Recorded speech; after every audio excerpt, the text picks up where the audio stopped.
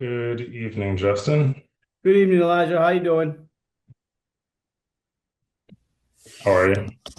Can you hear me, Justin? I got you, Ruby. Thank you. I just Not signed in bad, not before bad. and then I guess I wasn't heard. Oh, hey, hi, Ruby. Yeah, sorry about that. I'm just getting my audio together.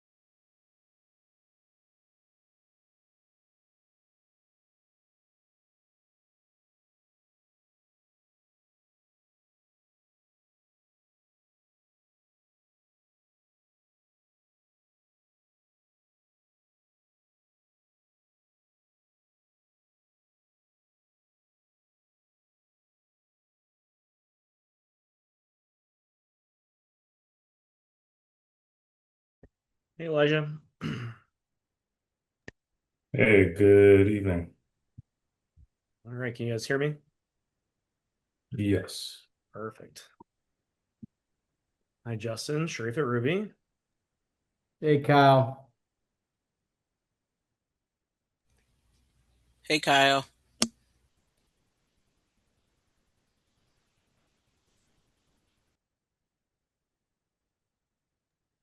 Guys, just an FYI, I'm sure everybody knows, but Peggy just reached out to me and said she's on vacation. She will not be here tonight. All right, Yeah. yeah, thanks. She texted me earlier as well. I know Lily won't be in attendance tonight either. Right. So that's just, I think, and those are the only two that I've heard from. So we should be okay as far as quorum goes.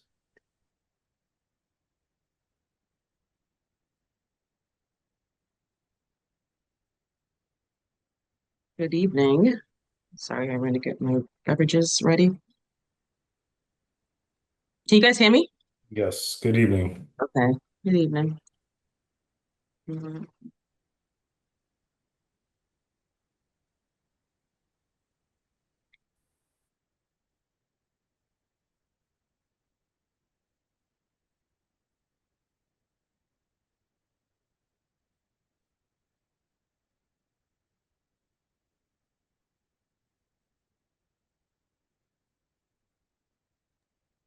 Justin, you said something. I'm sorry. I didn't hear what you guys just said when came back to my seat.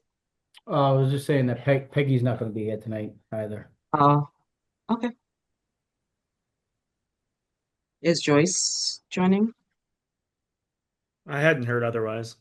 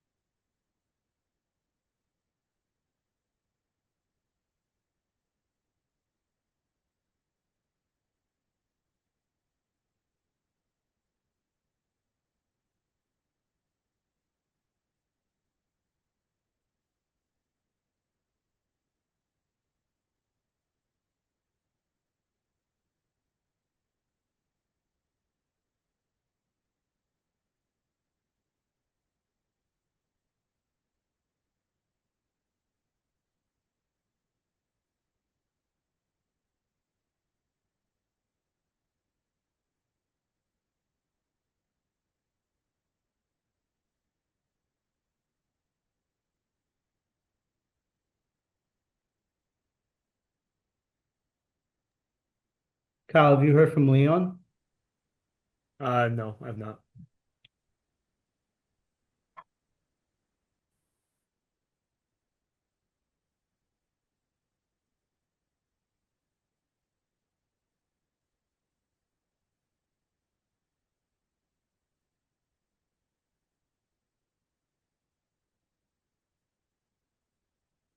And then Justin, just to give you a heads up. Oh, hey Joyce. Um, I don't, I don't think Oak Hill Way is gonna talk about anything tonight. They submitted their check for the peer review today, so I think everything's been addressed. They might be here, but I don't really think so. Okay. Hello, Dustin. Hi, Sharifa. Hey, Joyce. Hey, everybody. Hi, Rafi. Ruby. Hi, Elijah. Hello. Good evening, Joyce. All right, 6:30. What do you think? I'm ready when you are. We good, Elijah? We are good. There's a quorum, so proceed. Okay. It being 6:30 p.m. on July 15th, 2026, I call this meeting of the Brockton Conservation Commission to order.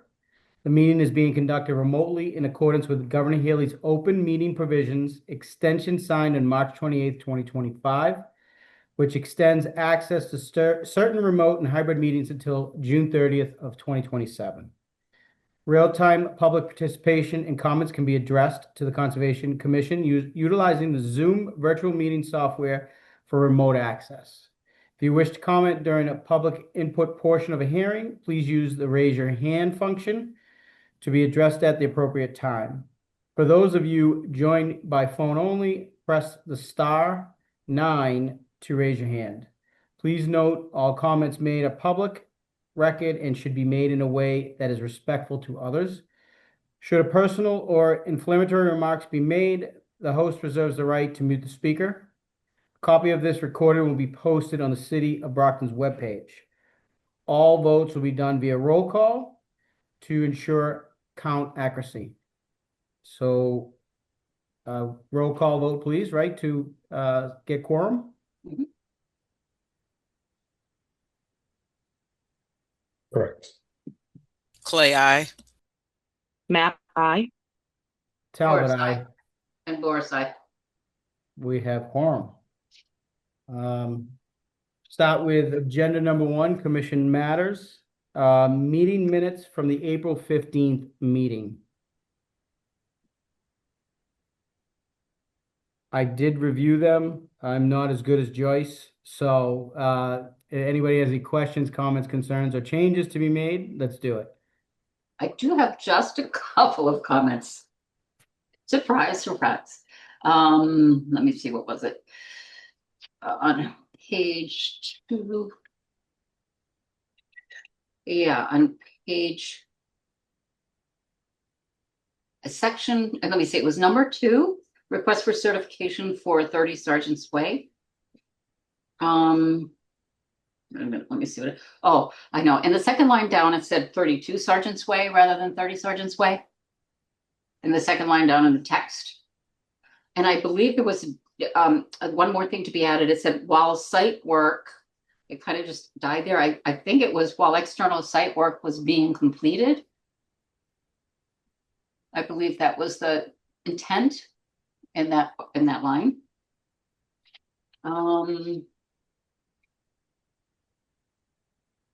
The next one would be the Eldon Keith Memorial Field Culvert Replacement, number 3.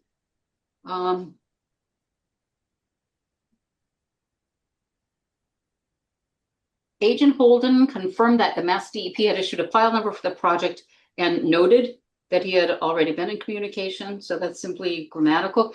And then to remediate, I believe it was to remediate the poor conditions of the culvert. Is that the reason that they were doing it? Yeah, I mean, you could summarize it that way. I've not reviewed these minutes, so I don't. Okay. Okay. But the more important part, I think, was rehabilitating approximately 500 feet of the culvert under the Keith Field, correct?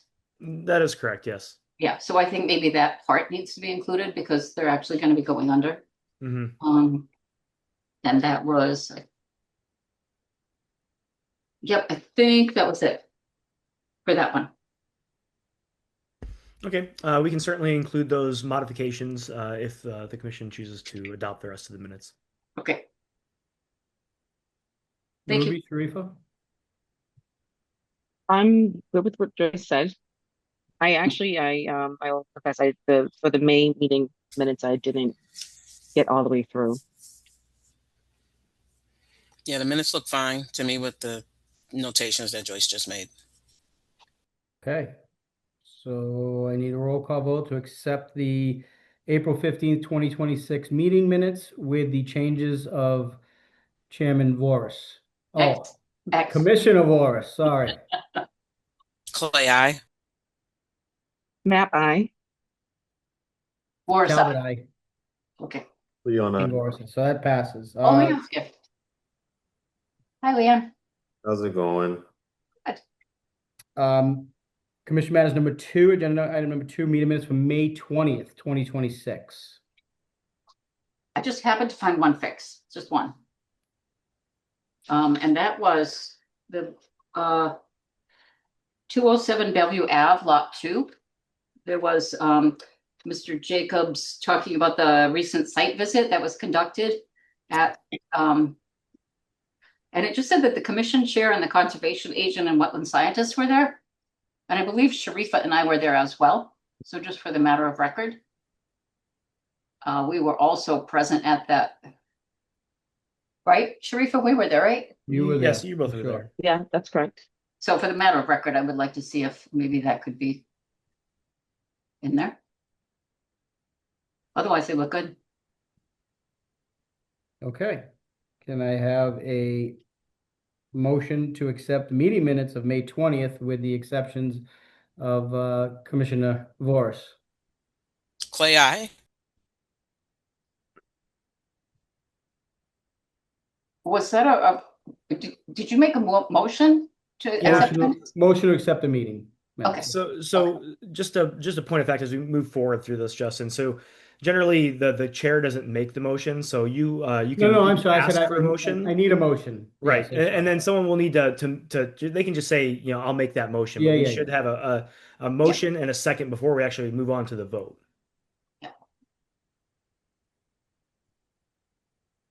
So Ruby, did you want to make that motion? Second the motion to accept the meeting minutes for May 20th.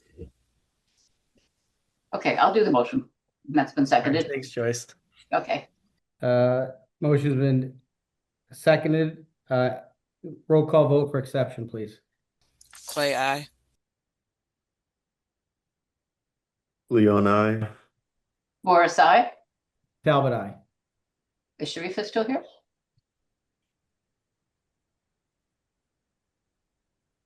Did Sharifa disappear? Maybe she had connection issues. She did have a spotty connection, but we still have Yeah, 4 tomorrow. votes, so that can pass. Okay. So agenda item 3 was the email reading from the June 17th meeting dated July 10th, and Vice Chair Mapp was going to read that. I don't think that she's online currently. I have it. Would you like me to read it? On the agenda. It's on the agenda. Okay. Agenda number 3. This email is in response to a memorandum of notice regarding the June 17th, 2026 Conservation Commission agenda that was found in the Brockton Planning Department files dated June 30th, I'm sorry, of 2026. Although the postscript of the memo listed Conservation Commission as being copied, members did not receive copies of the memo at that time, nor is it currently listed in the documents file for the Conservation Commission's upcoming July meeting. Of particular concern to some commission members refers to paragraph 2 of the memo, which states that no action was taken on any agenda item at the June 17th meeting, as it did not convey due to the lack of quorum. Where am I? All members except one who was ill were in queue for the start of our June 17th meeting, as well as all applicants and participants. Therefore, quorum would have been met if the meeting had been convened as scheduled. This commission prides itself on working well together with a deep commitment to upholding the intent of the Wetlands Protection Act. We are active, busy citizens who consistently attempt to keep our monthly meeting date open. We know how important the steps of permitting process are for applicants, contractors, and peer reviewers, and for the city to move projects forward. Thank you for your attention of this matter. We respectfully request that a reading of the email be added to the agenda for the July 15th meeting under the commission matters, in order that our position to be made clear to interested parties. Sincerely, thank you for your time and your attention. We good? Thank you. Thank you. Okay. We'll start off with a notice of intent, agenda number 4. Is there anybody here from the public? The engineer for the project is online. I'm unable to promote anyone, Elijah. Can you make me co-host, or would you be able to promote Azu to a panelist, please? You are co-host, and I am promoting Azu. Thank you.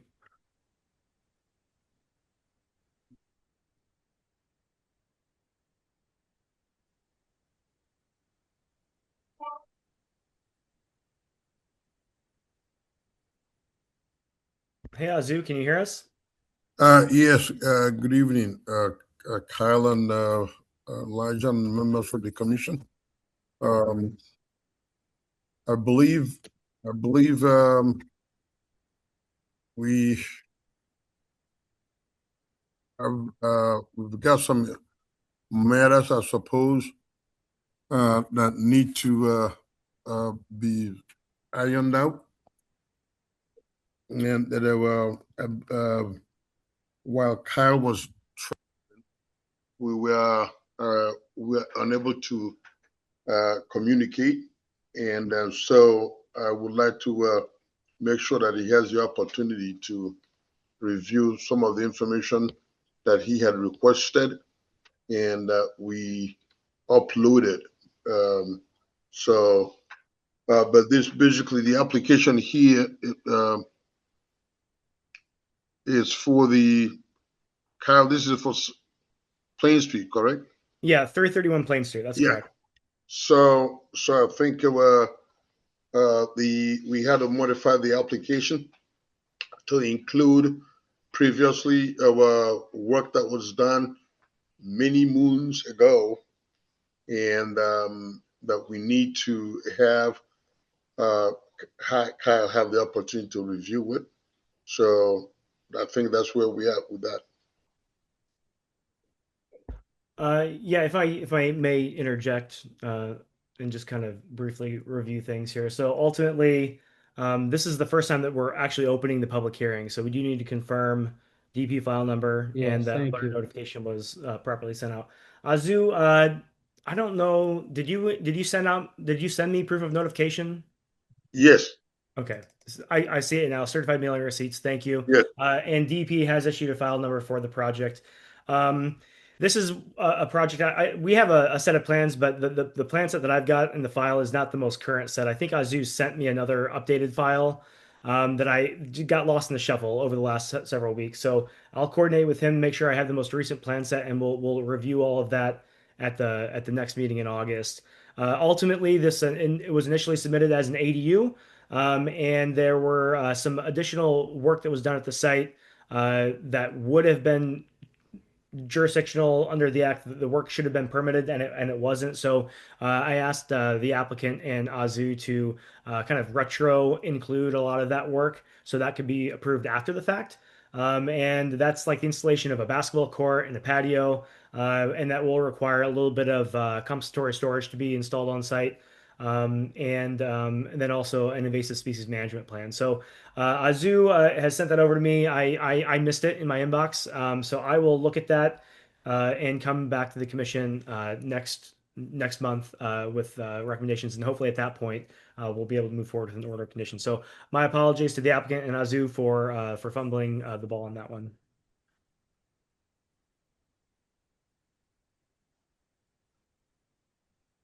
I can share the site plan if you guys want to look at that, but again, we do that. there's been a revised site plan. So the site plan we're gonna look at now, there's gonna be a revision. That's correct. I'll go ahead and share it so we can look at it though.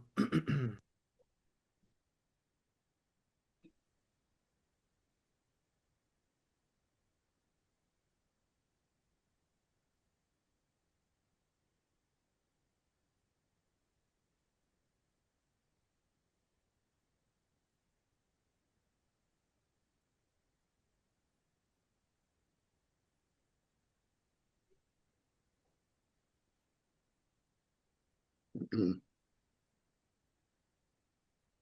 Mm. Site plan has the measles. I can't hear Kyle. Carl, you on mute? Oh, sorry. Yeah, I was talking the whole time. Yeah, I don't know how to turn these notifications off, but I'll download the plan next time so we won't have to look at this. But ultimately, it's this long triangle shape lot, and most of the site is within the floodplain. So they added this basketball court in the back and this patio here in like this orange color, red. And so we've asked them to put some compensatory storage in at the site, which is this orange color. And then the plan revision is going to have a slight modification to the shape and the grading around this compensatory storage area, and then they're going to provide us with a invasive species management plan. And that may have already been, submitted. I just haven't had a chance to look at that. Any questions about this before we continue? The only question that I had, I know I had seen some photos before, and it looked like there was a ton of knotweed almost everywhere on the site. Right, right. So the concern would be that once we excavate out this compensatory storage area, then it's just going to be inundated with knotweed. So I have asked that they put together an invasive species management plan to manage at least the area that we're going to be disturbing. The applicant is aware that it's very invasive and it's going to be a challenge. There's no way to eradicate it entirely. It spreads beyond the site boundaries. So the invasive species management plan is really just going to work on managing the knotweed in the area that we're going to be excavating for the compensatory storage. If you don't remove as much of it as possible from the site, isn't it just gonna continue to grow back? I mean, would you just try to eradicate it from the entire site if you could? But yes, but it goes beyond the site boundaries. So, at what point, do we draw? There's got to be a line somewhere, right? So, in the interest of keeping things moving and making this something that's somewhat manageable. I mean, there's always going to be pressure from beyond that limit, certainly. Mhm.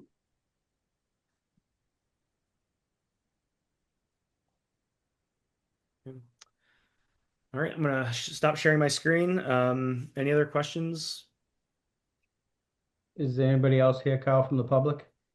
Let me see if anyone has their hands raised. I don't see any hands raised in the attendees section. So with this the way it is now, are we gonna ask to be to the August meeting? Yes, sir. Okay, and that will be August. What's the date?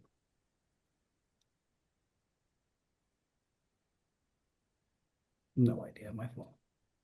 August 19th will be the date of the August meeting. August 19th. Okay, so we need a motion to continue this NOI, agenda number 4, to the August, what'd you say? I'm sorry, was it? August 19th. August 19th meeting. I make the motion to continue this hearing for 331 Plain Street to the August 19th meeting. Second. We have a motion made and seconded for the NOI for 331 Plain Street. Can I have a roll call vote, please? Clay, aye. Leon, Matt, I. aye. Oops, sorry, Aye. Leon. Talbot, Works. aye. And that motion passes. Azu, thank you. We'll see you next month. Thank you. Next one is agenda number 5, new filings, request determination of applicability, 915 Belmont Street.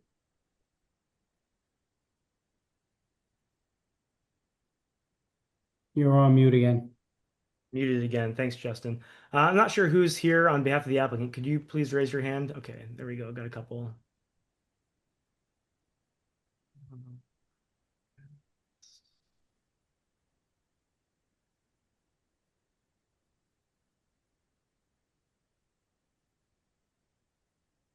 All right, I've promoted a couple people from one from National Grid and one from BSC Group. Hey, can you hear me okay? Yes. Yes. Oh, excellent. Pardon. I was in my car and I lost service, I think maybe due to the smoke. So I'm now on this other town's public Wi-Fi. So bear with me and we have BSC if I cut out. But my name's Peter DeFusco. I'm a lead environmental scientist with National Grid. I'm the applicant for the project. As I just mentioned, we do have BSC Group here as a representative this evening as well. I'm relatively new to National Grid. I know we have a lot of infrastructure in Brockton, so I wanted to make sure I took some time to introduce myself to the commission as I kick off this project. And this is our RDA for 915 Belmont Street. That is our Belmont station number 98. It's accessed off of Edenborough Ave. We're proposing a asset condition refurbishment project. What we're doing is preparing on upgrading and maintaining our existing lawfully located assets. To do that, we're bringing in something called a mobile transformer. Essentially, it's a tractor trailer truck with electrical equipment that'll allow us to take something offline while we replace and maintain our existing infrastructure to then turn it back on. There is oil in this equipment, so it's going to have secondary containment under this tractor trailer bed. One thing to mention about this project is going to be the permanent impacts that we're proposing. So the existing substation 98, it's not exactly a square. So we're going to be proposing a small increase in square footage to square off this station to have a little bit more room to work, and that's going to be permanent. The rest of the impacts will be temporary in nature. And without taking too much time, I will hand it over to BSC Group to go into the details of the project. Thank you. Hi, good evening, everyone. My name is Rasmida Cruz. I'm supporting Pete on this project. Would you mind if I share my screen so you can see the plans that we have? Please do. Sending a request right now. It should come through soon. Should be able to share. Okay, I'll try again. There we go.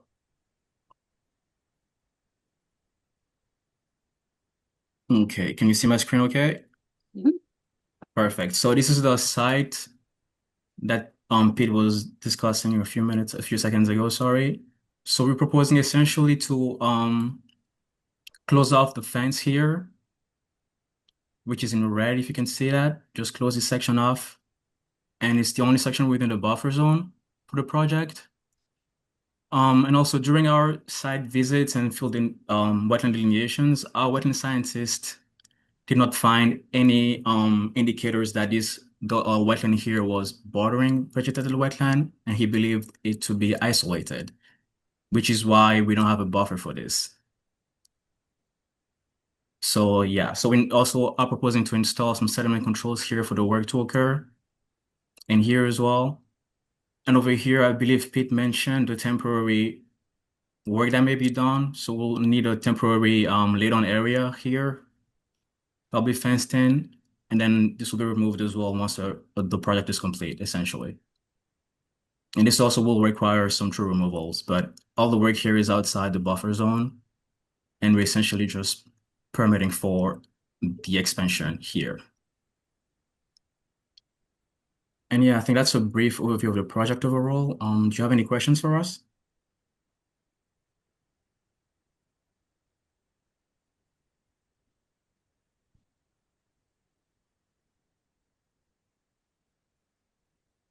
Kyle? I don't have any questions. I can kind of talk for a bit if you would like. Sure. Yeah, so thank you. I think it's a good overview.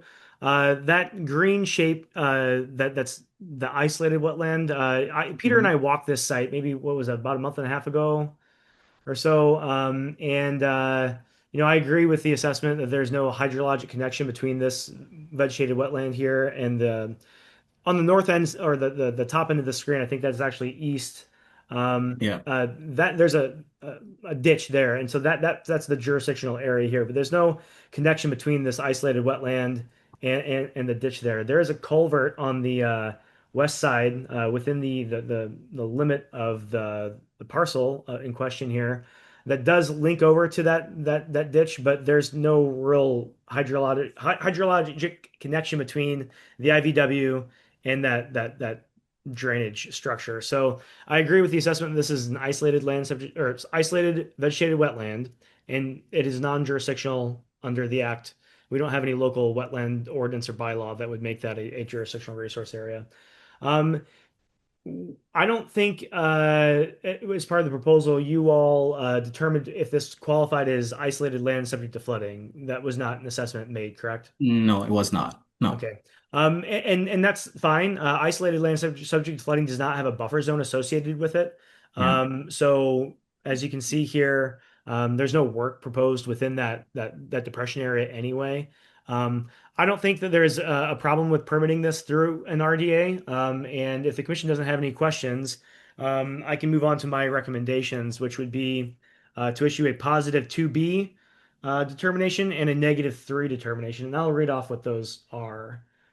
So a positive 2B determination states the boundaries of wetland resource areas and buffer zones listed below are not confirmed by this determination, regardless of whether such boundaries are contained on the plans attached to the determination or to the request for determination. And specifically, I would say we're not confirming or denying that this qualifies as isolated land subject to flooding. So that's the positive 2B. And then the negative 3 determination states the work described in the request is within buffer zone as defined in the regulations, but will not alter an area subject to jurisdiction under the Act. Therefore, said work does not require the filing of notice of intent subject to the following conditions. I have no additional conditions to recommend, but the Commission could attach effectively special conditions here if you wanted to see additional protections installed or if you had other concerns you wanted to be addressed. Kyle, I'm sorry, what was the negative? Yeah, negative 3 states that it's in the buffer zone and won't affect a jurisdictional resource area. And then and then the positive 2B would just be that the commission's not weighing in on whether or not that area is isolated land subject to flooding, ILSF. Thank you.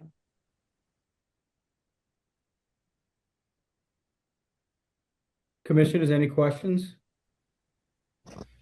Yes, I have one. Will there be any fence extending for this project? Are they extending the fence, or are they doing the work around it? So like, see how that opening is there, and then if the arrow is pointing there, is Right here? is there fence existing there, or is fencing that's going to be put there?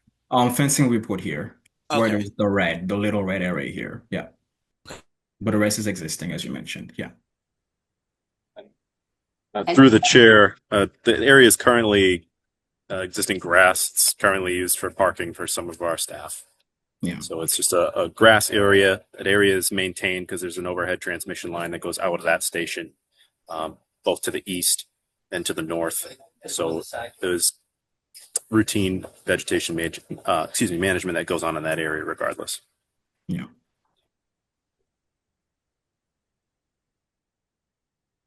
Any other questions? Justin? Joyce? So the area that's fenced in white, that area is only going to be temporarily used? Over here, yes. Yes, that gray area? Yeah, that's only temporary. And once the work is done, they'll pull everything out, stabilize as needed, and then that'll be it for this area. So yeah. Okay. And is that temporary? Is that grass now currently? I believe part of it is a small section is paved, I believe. Correct me if I'm wrong, Pete, but it's mostly grass and a few small trees as well here and there in the area. Yeah. Will you It's hard to be, see. Oh, excuse me. yeah. It's hard to Will you have see. to, will you have to remove the trees or anything? Yes. Yes. The area is currently I'd say about 40% paved with Mhm. concrete, and the rest is grassed, and there are some existing trees that will be How large removed. are the trees?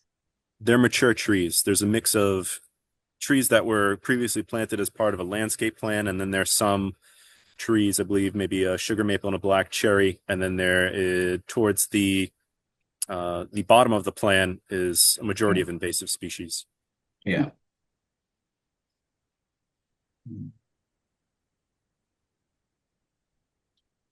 I know Right it's now, outside. what we're planning to do, even though it's outside of the Conservation Commission's jurisdiction, obviously you care about your town, and Right. we care about your town. The VA hospital's right across the street. This is a state highway. There's a bus route and a sidewalk along there. We understand that we're removing some of the vegetation that may provide privacy screening. Mhm. So we are going to replant it. Okay. However, my recommendation for our team is not going to be trees, because there's existing distribution lines there at the street. Yeah. But it will try to be a coniferous native shrub. Ideally, I'm thinking probably along the lines of inkberry. Mhm. But there will be some green that will replace it. And okay, Yes, that is in the plan. good. Appreciate the fact that you're willing to do that outside of the zone too. Appreciate that. Absolutely. Absolutely. Thank you. Thank you, Joyce.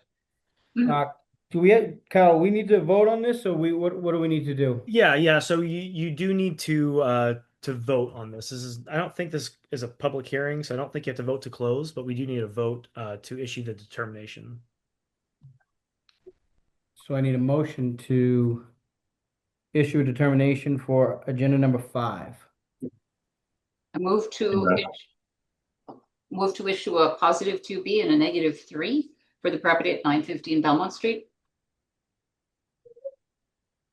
Motion seconded.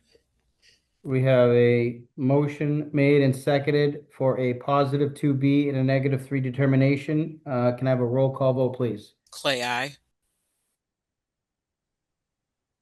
Leon, I. Map I. Voris, aye. And Talbot, aye. That passes. Thank you. Thanks, everyone. Have a good night. Thank you. Agenda number 6 is certificate of compliance for 30 Sergeant's Way. Yep, we've got Azu back on this project. I did speak to Azu earlier today about this. Azu, I've got some photos I can share, but if you would like to kind of talk first, you're more than welcome to through the chair. Yes, good evening again. The issue for us is that is before you is a request for certificate of compliance for this project. There were some issues regarding the washout of the drainage basin that has been taken care of. There were areas around the what I will call the north side of the building that needed some planting. So the stabilization work with the grass planting and shrubs have been done. The limit of work medallions have all been installed. So I believe the issue now is letting it's been very, very dry. The owner slash applicant has been trying to put some water there, but you really need some soaking rain to get some of that germination to take place. you can actually see a lot of the grass seeds from the hydro seeding that they did still there. So they're still sprouting up. It's just you don't have a good coverage achieved just yet. And basically, that's what we are waiting for, the germination, so that at least we can go through a round of mowing of the grass planted. So I think having spoken with Kyle earlier to make sure that everybody's on the same page, I would expect that I would want to make sure that this is kept open, and then hopefully by next month we'll have a full germination and growth. But other than that, all the work that is required has been done.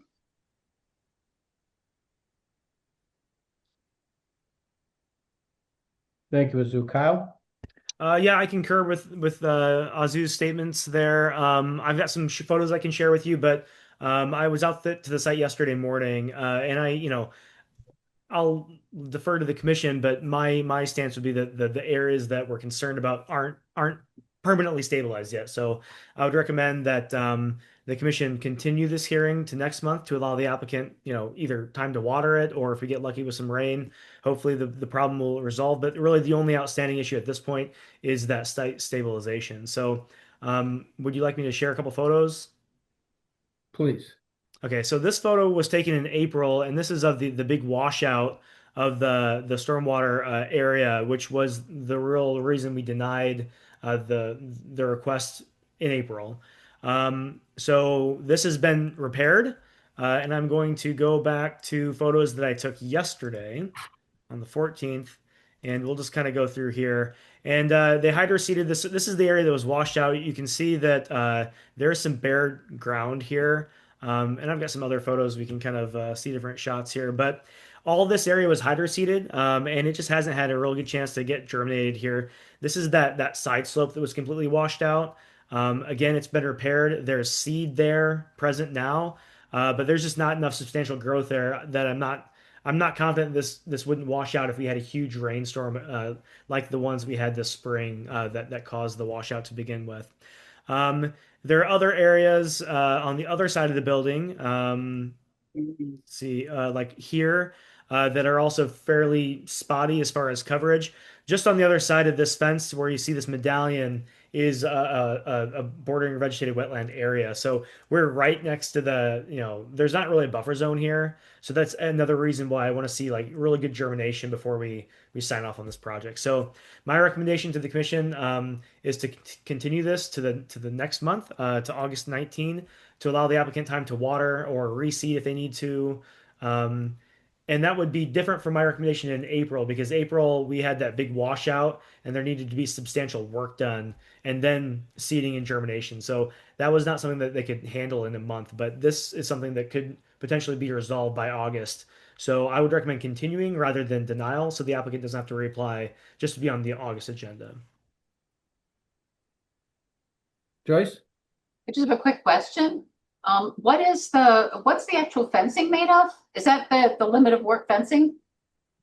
Yeah, that fencing it's a chain link fence It is along chain this link. portion of the site, and that was on the approved plan that the commission approved The several medallion months ago. looks nice on it. Is that continued over to the right-hand side there So also? yeah, this is a different property boundary, Oh, this abuts an adjacent property. The wetland is okay. only there's a corner about where my cursor is, so Yep. the wetland Okay. is behind this portion. Okay, good. Medallion is very obvious though. That's nice. Yeah, I've got some better shots of the medallions on photos that I took last month, in June. But yeah, the only thing here is really just you can see those white medallions against the fence here, Mhm. and that's what they look like a little bit closer Nice. there. So yeah. Nice. They did a nice job. Any other questions? So I guess I'm looking for a motion to continue to the August meeting. That is correct. I'm gonna make a motion to continue 30 Sergeant's Way to the August 19th meeting. Second? We have a motion and seconded to move number 6, 30 Sergeant's Way to the August meeting. Can I have a roll call vote, please? Clay, I. Leon, I. Map I. Morris, aye. Talbot, aye. And that's continued. Mr. Chair. Yes. So I just wanted to mention a point of clarification. So in terms of RDAs and NOIs, so a request for determination of applicability and notice of intents, those are public hearings. So they do need to be voted on to close. So I would suggest the commission take a vote to close the 915 Belmont Street RDA. Oh, yes, Elijah, thank you for that correction. You are correct. That was my mistake. Thank you. Elijah, thank you. So let's go back. Commissioners, we need a motion to close 915 Belmont Street. Make a motion to close the 915 Belmont Street item. Second? We have a motion made and seconded to close the meeting for 915 Belmont Street. Roll call vote, please. Clay, I. Leon, I. Map I. Morris, aye. And Talbot, aye. And that passes. Elijah, thank you. No problem. So we go on to, is it agenda number 7, notice of intent NOI for 511 Thatcher Street? Yeah, that is correct.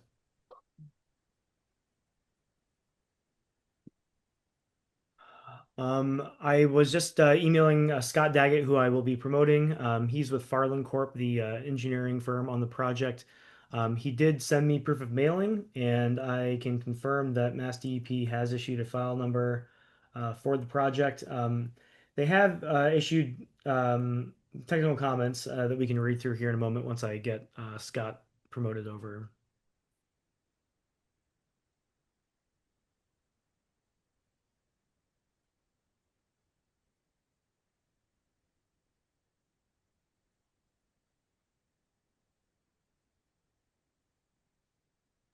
This being an NOI, do we have to vote to open this meeting?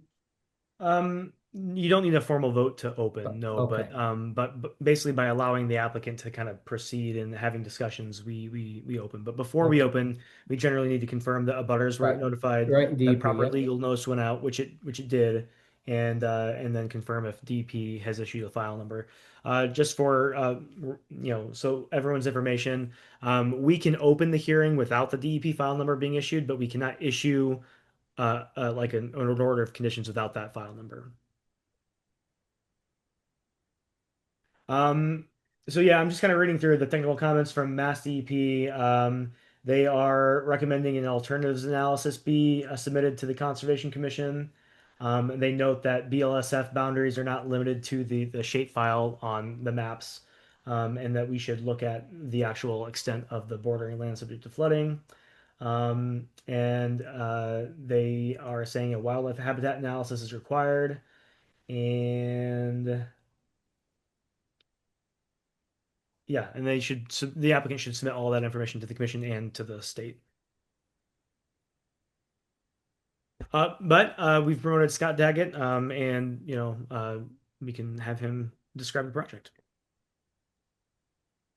Hello, everyone. My name is Scott Daggett, Senior Project Manager at Farland Corp. I'm representing our client, Parallel Products Solar Energy, for the proposed installation of 2 solar canopies located at 511 Thatcher Street.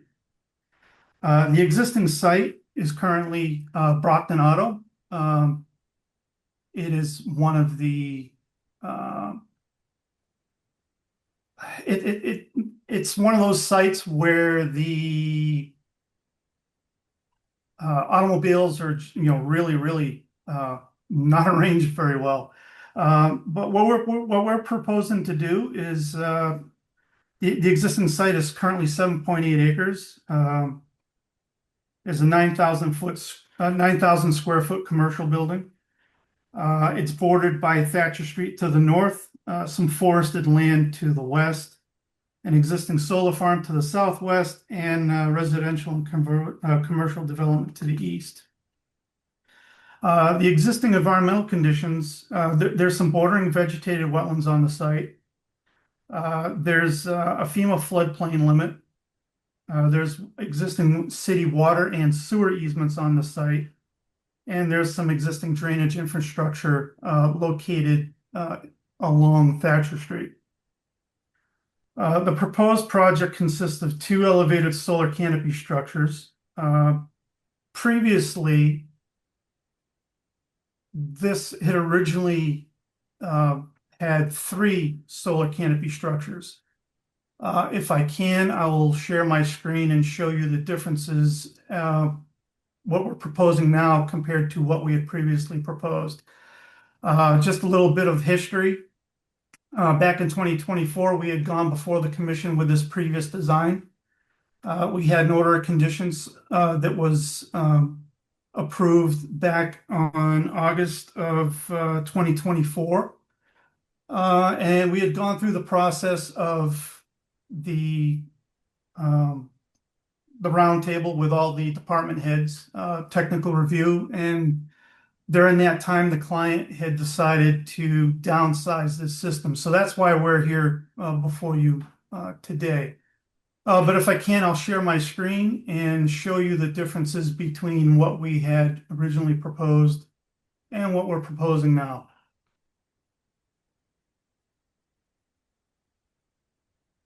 So can everybody see the screen? I do not. Anybody else having problems seeing the screen? I see you. Yeah. Okay, hold on 1 second. There we go. Okay, can everybody see that now? Mm-hmm. Okay. Yes. So our previous design, which was before you back in 2024, we had proposed 3 solar canopies, much more impactful to the site. But through some, back and forth with peer review with Beta and some back and forth with the Conservation Commission, we finally got this approved. What we want to do now, what the client is proposing to do now, is a reduction in the size of the canopy sizes and a reduction in numbers. Now we're going to 2 canopies as opposed to 3 canopies, which is what we previously designed. Less impactful. We are only going to go and it's less impactful on the flood zone, so it's less compensatory storage that we have to provide compared to the previous design. It also keeps the canopy much farther away from this bordering vegetated wetland to the north, which is along that portion of the corner here along Thatcher Street. We still maintain pretty much the same distance to the wetland, which is along parcel number 131004. So that really didn't change too much, but the overall impacts to this site are greatly reduced compared to what we previously had.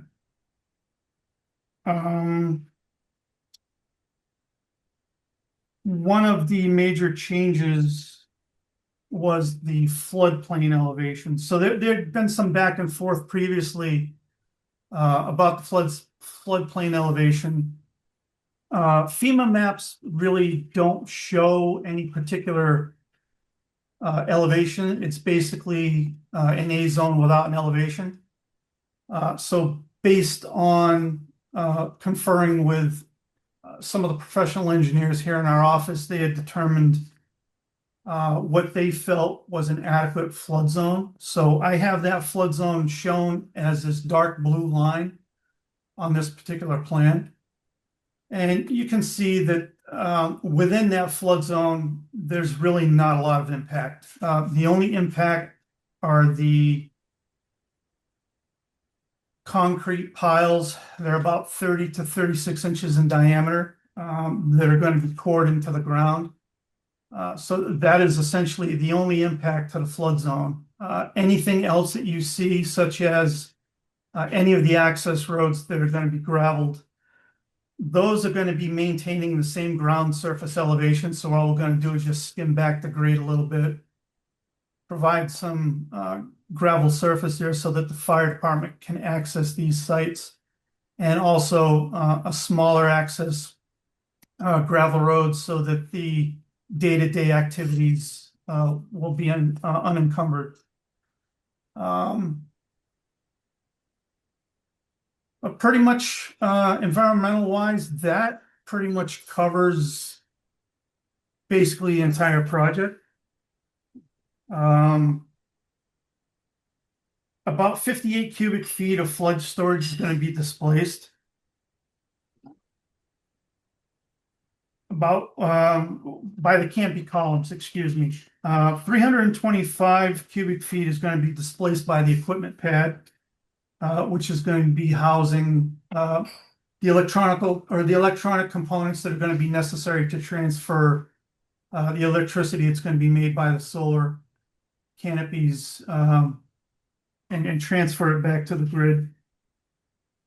And only about 11 cubic feet is actually going to be impacted flood storage wise based on the utility poles. So the amount of compensatory storage is minimal compared to what the previous design was.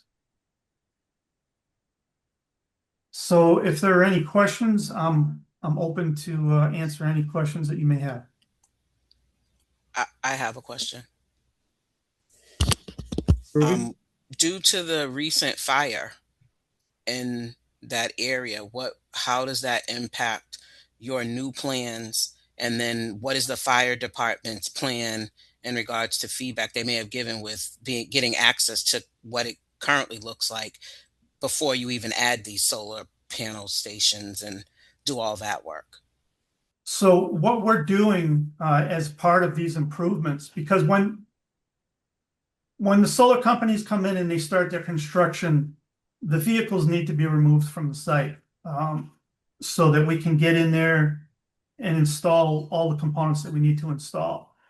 One of the great things about these solar canopies that are going into the auto salvage yards is that it gives the people who own the auto salvage yards an opportunity to neatly arrange their vehicles in a more orderly fashion. So part of the technical review process, the fire chief had addressed those concerns about being able to gain access, just in case there are any fires of any of these stored automobiles on site that are going to be underneath these canopies. So in part of that proposal, we had proposed 2 fire hydrants, one off of each rear corner of the building, along with a fire access road that would loop around and provide a loop road coming onto the site and off the site, which would enable a fire department to be able to adequately access any of the areas on site to put out any fires that may be necessary. The hydrants would be there to be able to provide water so the fire department could do that and not have to hook up or bring a tanker, hook up anywhere on Thatcher Street or bring a tanker truck onto the site. So the fire chief, based on this initial design, had approved what we had done and thought that we had adequately addressed all of his concerns and gave us his blessing as to moving forward and gaining approval. But based on this previous design, which was much more impactful, now we have actually less fire access lanes, less of an impact bringing in any type of gravel roads, and being able to provide access in the form of a smaller width gravel road for the use of the landlord to be able to arrange vehicles as needed. Mr. Chair, may I speak?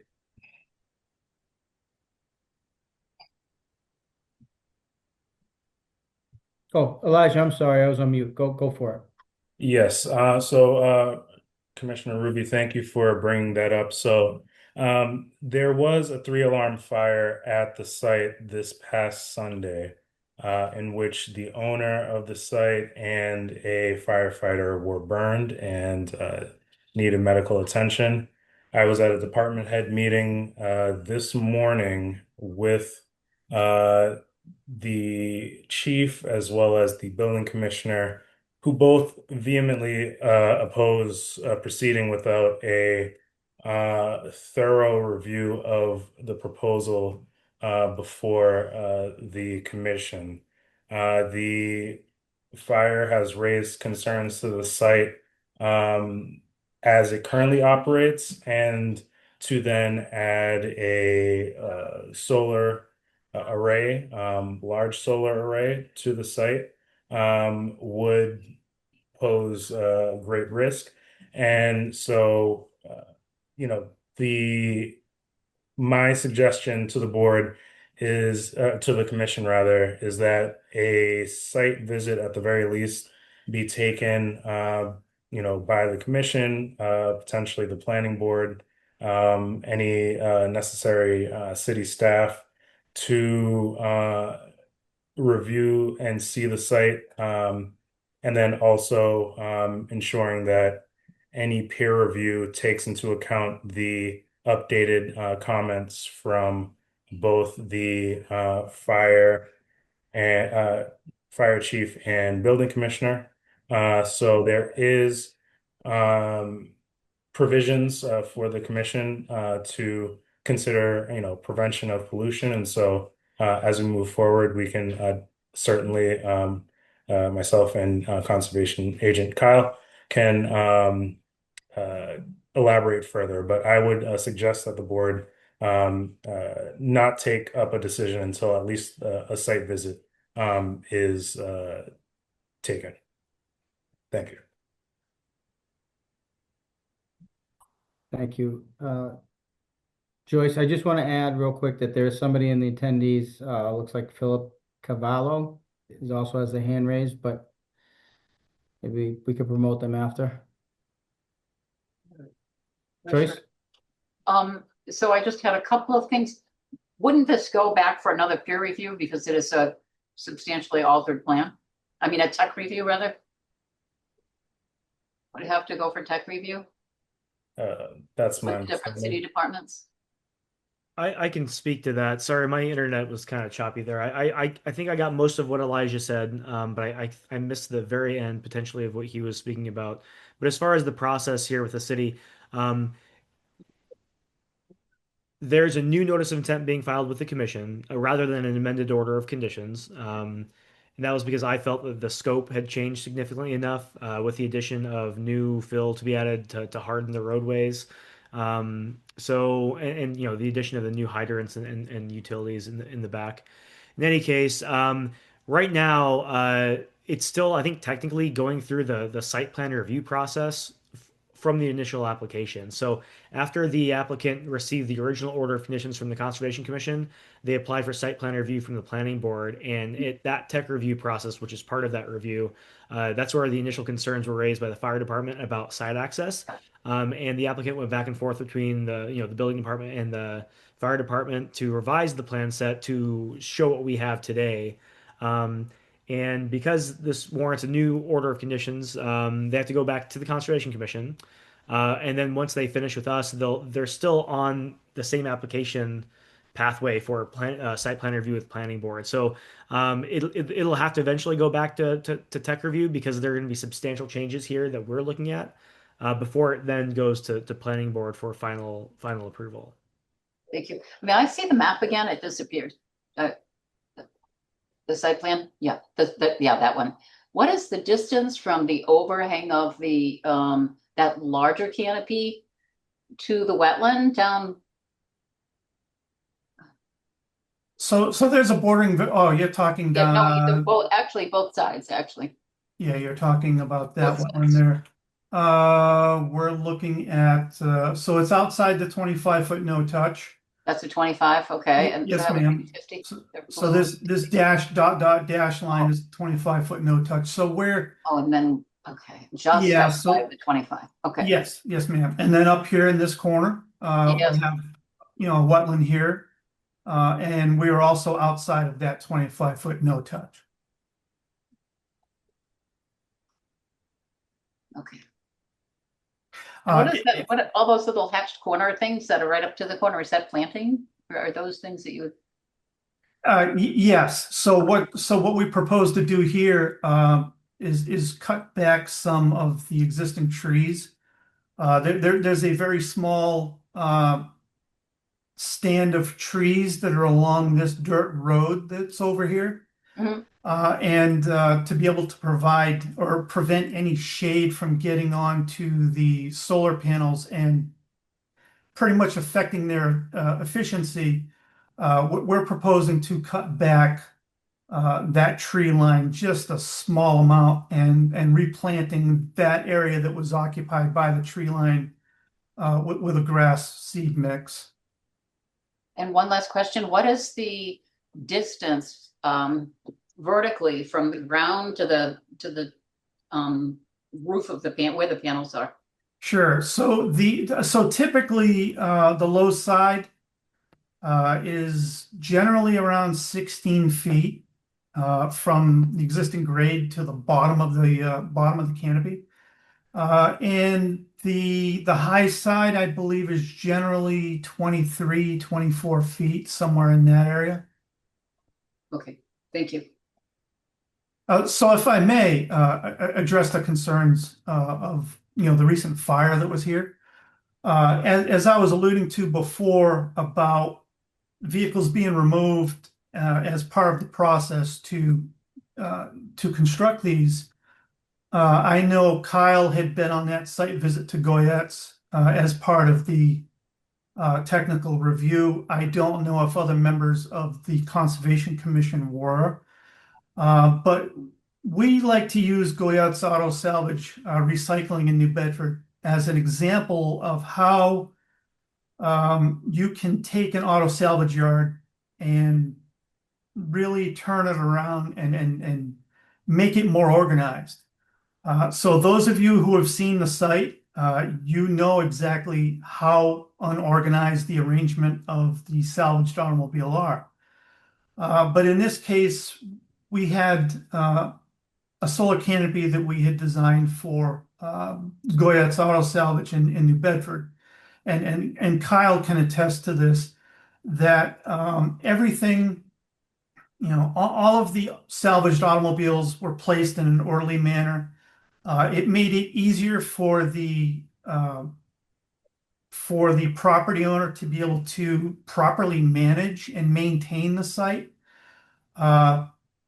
It also enabled them to be able to manage the site, whereas it would reduce any of the contaminants or anything to that effect, making it easier to address any problems that may arise down the road.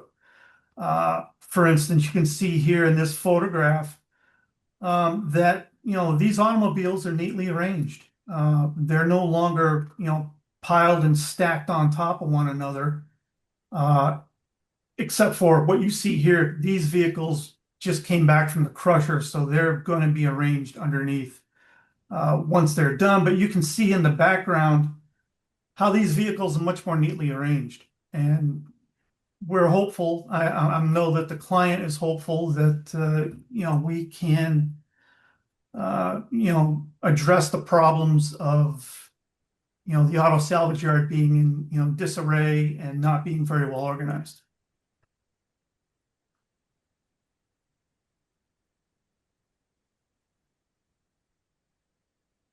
By the way, I think Phil still had his hand raised. I don't know if Phil is a representative of, he's actually the client for Parallel Products.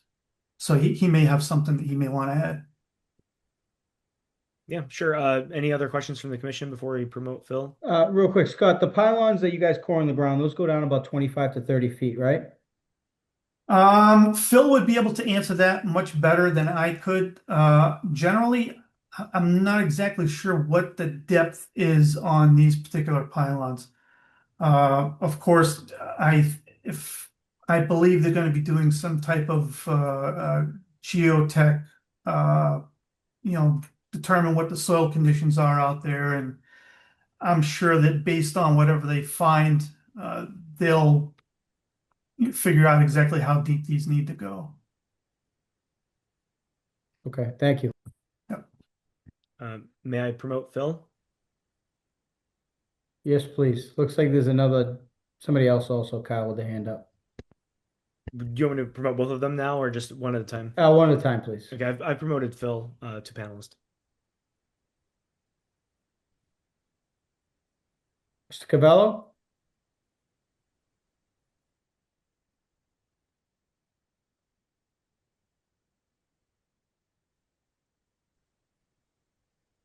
If you're trying to say something, you're on mute.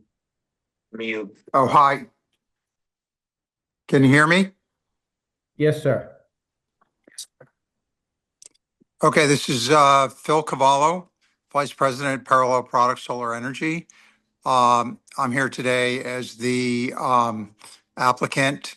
Scott Daggett with Farland Corporation is our senior engineer that's working for us on this project. I wanted to address a couple of things. One was the recent fire on Sunday.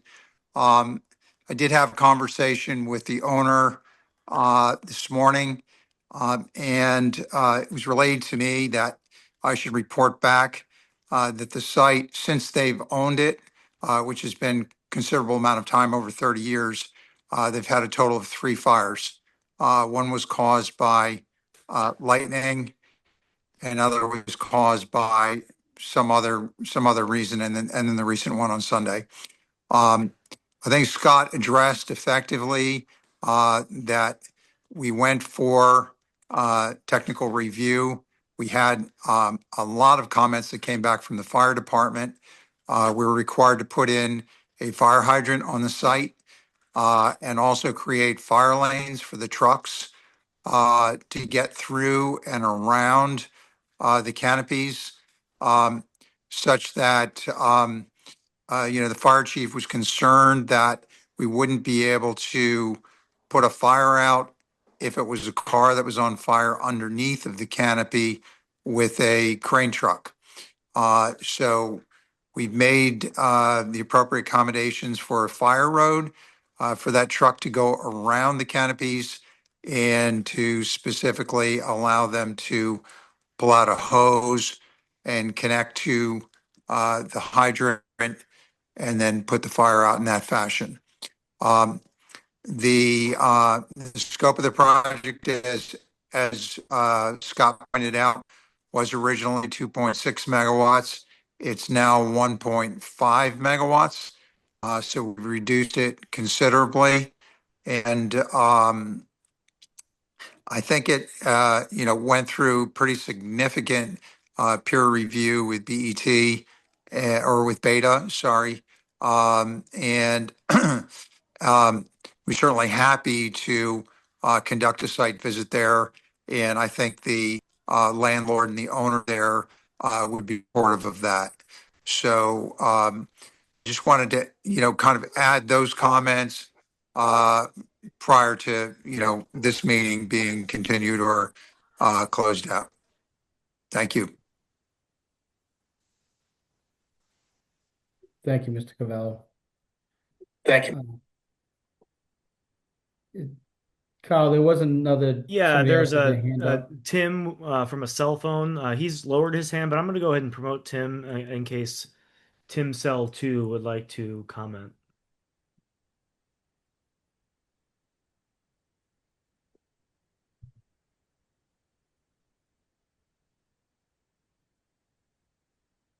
Can you hear me? Yes. Yes. Great. Tim Cusson with Parallel Products. I raised my hand because I thought Phil was going to have to jump off from a timing point of view, but he was able to answer those questions. The only other thing I would say is about the pilings that go down. They're generally 15 to 20 feet deep in the soil, and depending on what we use, we either have a screw piling or a footing, and I'm not sure which one we're going to use here. We try to use screw pilings the most we can because they're the least disturbance to the site. But we'll be addressing all that as we move forward. And then typically when they're bored down, you put concrete around it as well? Yeah, just basically the piling goes into the ground, and you have a metal stud sticking up Yep. out of the ground, and then you put a case on around just above the ground. So it has protection for that. Generally, 36 inches around that piling, where the steel actually connects to the piling, just as a protection and kind of a bumper, basically. Got it. Thank you.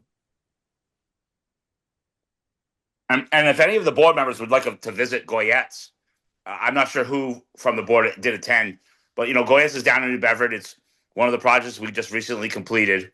It gives you a real feel of what we can do to a yard to clean it up and make it look good and make it function better, actually. So we'd be glad to arrange that visit if one or any of the board members would like to visit.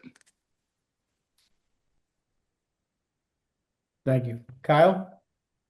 Yeah, I think that it would be good to visit both sites, the Goyettes down in New Bedford and the site here in Brockton.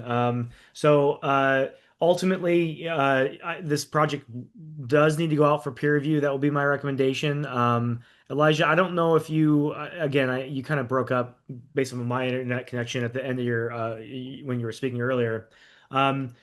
Would you like the city's site visit at least to 511 Thatcher Street to occur before the commission sends the notice of intent out for peer review? Was that the intent? Yes, thank you for asking. That is the intent, for sure. Okay, so ultimately, yeah, my recommendation is that we send this out for peer review. I can work with Elijah on the city side to schedule that visit. And obviously, if any of the commission members can make that, I think that would be good. And then Elijah, I know that we visited Goyette's with Deputy Chief Weeks from the fire department and Commissioner Forty of the building department a year or so ago before you were with the city. So if we would like to do another visit down there, I think that would be helpful for you, Elijah, but then also the commission, as Tim mentioned, it's a good example of what this yard could be. So I think that maybe we work on arranging those two visits in the next month. And then we can revisit. Obviously, we would continue this to the August 19 hearing, and then maybe at that hearing, we can discuss any of the input from the commission members after those visits and various members from the city departments that are relevant, and then incorporate any of those comments in to the peer review RFP. Yeah, that sounds like a plan. We can definitely kind of elaborate after this meeting. Okay. I think a point of reference though, 1.6 megawatt, right? That can power up a small plaza. So there's a lot of power there coming off. We should be like Elijah and Kyle, so we should be cautious on this. So we're looking for a motion to continue. Is that right? Yes, sir. I make a motion to continue 511 Thatcher Street to the August 19th meeting. Yep,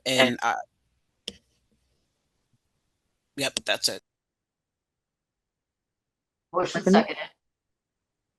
A motion made and seconded to continue 511 Thatcher Street to the August 19th meeting. Can I have a roll call vote, please? Clay, I. Leon, I. Map I. Morris, aye. And Talbot, aye. That is continued. All right, and I'll be in communication with the various members of the commission, and I'll work with Elijah to loop in people at the city level. And Scott, I'll work with you to coordinate with your team for both site visits. Certainly. Thank you very much, and everyone have a good night. Thank you. Thank you. Kyle, at the beginning of this meeting, I was going to ask to take a couple of current filings out of order for continuance. Should we do that now, or do you just want to go over them? Well, I mean, we may as well just go through them now. So just yeah, we're not saving anybody any time now, right? So let's just go through the next four. I don't anticipate any discussion. That's 8, 9, 10, and 11. Those are Yes. on various stages of peer review. So the next one would be an NOI for 127 Liberty Street. Well, yes, sir, but we will also need to continue those Oh, those yes, four yes, items yes. to the I'm August sorry. So meeting. I'm looking for a motion to continue current filings 8, 9, 10, and 11 to the August meeting. I'll move to continue 8, 9, 10, and 11 to the August meeting. Motion seconded. Motion has been made and seconded to continue the current filings of 8, 9, 10, and 11. Can I have a roll call vote, please? Clay, aye. Leon, I. Aye. Boris, aye. And Talbot, aye. The motion carries. All right, now I'm sorry, guys. Number 12, a notice of intent for 127 Liberty Street. Yes, I think I spoke to the engineer on the project, Frank Gallagher. Yep, and he's in attendees. Let me promote Frank to panelist.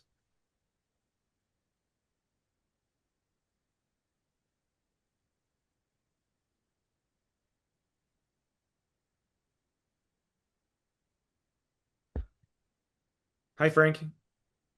Good evening. Nice to see you all. I guess maybe I can summarize a little bit. I didn't realize Aaron so badly there. I could just summarize, I think, what's gone on since the last time we met with the commission. I think there were three items, and Kyle can correct me if I'm wrong, but we had three different items that were still kind of outstanding. One was the floodplain issue. We had a Zone A floodplain, which was essentially a floodplain without a defined elevation. So if you look at the standard from the Wetland Act as far as what to do when you're filling and replicating floodplain, it has to be done, in stages. And so if you're filling a foot of floodplain here, you have to, make sure you're recreating an equal amount in a foot in another location. So it doesn't just have to be, it just doesn't have to be matching volumes, but it also has to be in iterations as you go up, if that makes sense. So what we did was we did a flood study of the site, and we came up with an elevation. I went out and I did some cross sections of the river, and I routed a flood event through it and came up with an actual flood elevation. So with that, we were able to, look at how much we had filled and then look at how much we proposed as compensation.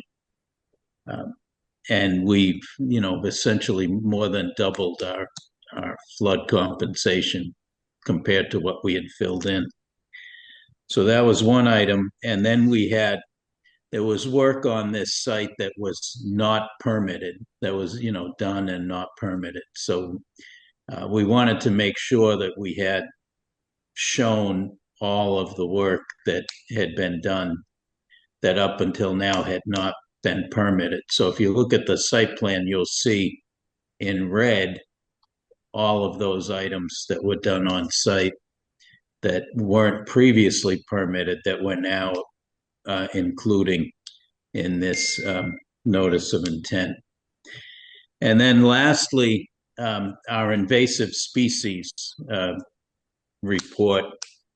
Kyle had looked at it and he had asked for some more detail and some more items that were sort of more site specific than what the original report we submitted put forward. So we've we had resubmitted revised plans dated June 3rd and a revised invasive species report as well. So at this point, I think we've finally kind of given the commission everything that they would need in order to close this notice of intent and to issue an order of conditions. Kyle?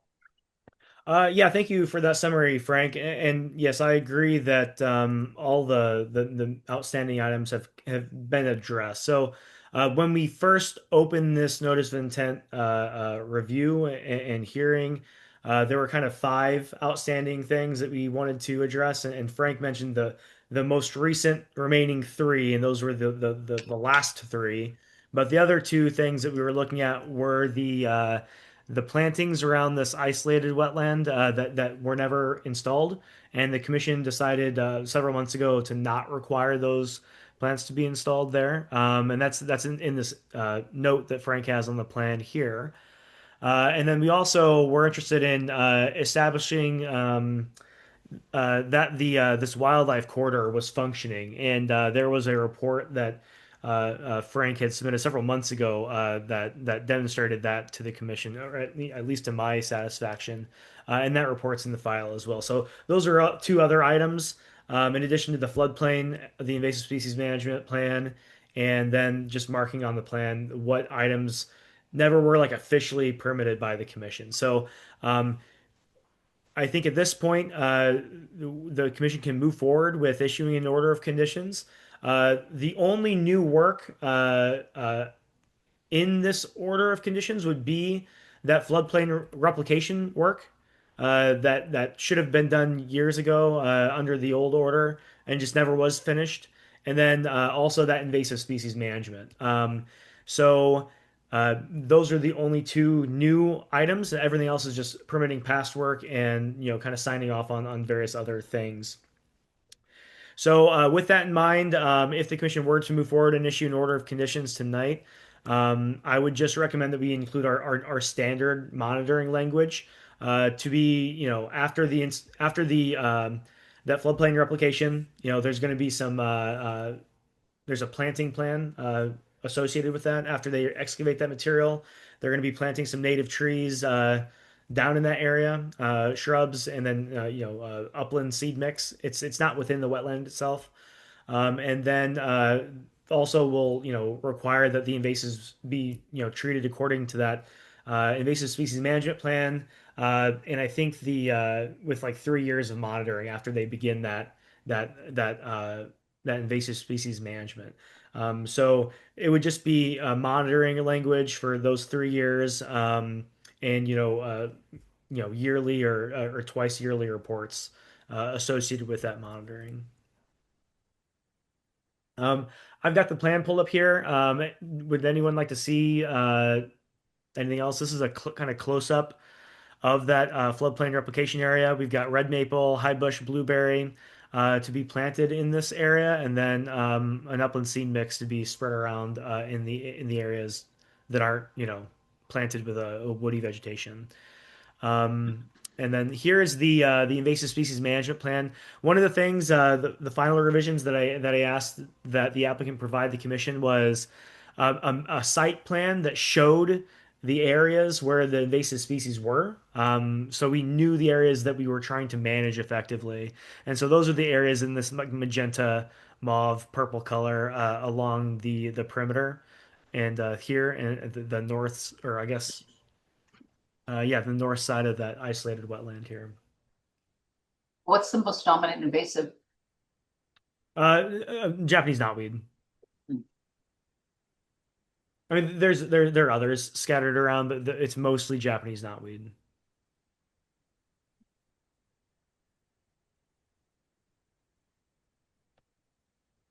Any questions from the commission? I was going to ask the same thing.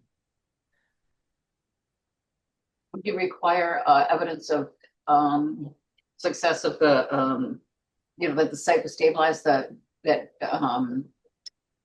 what's it called? The rehab site, that, whatever it's called.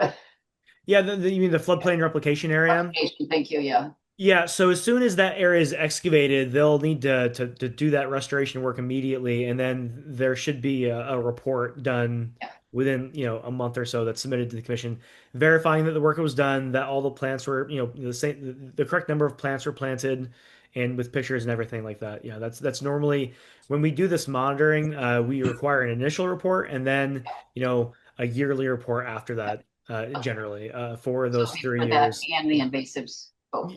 Yes, for both separately. Oh, Yep. thank you.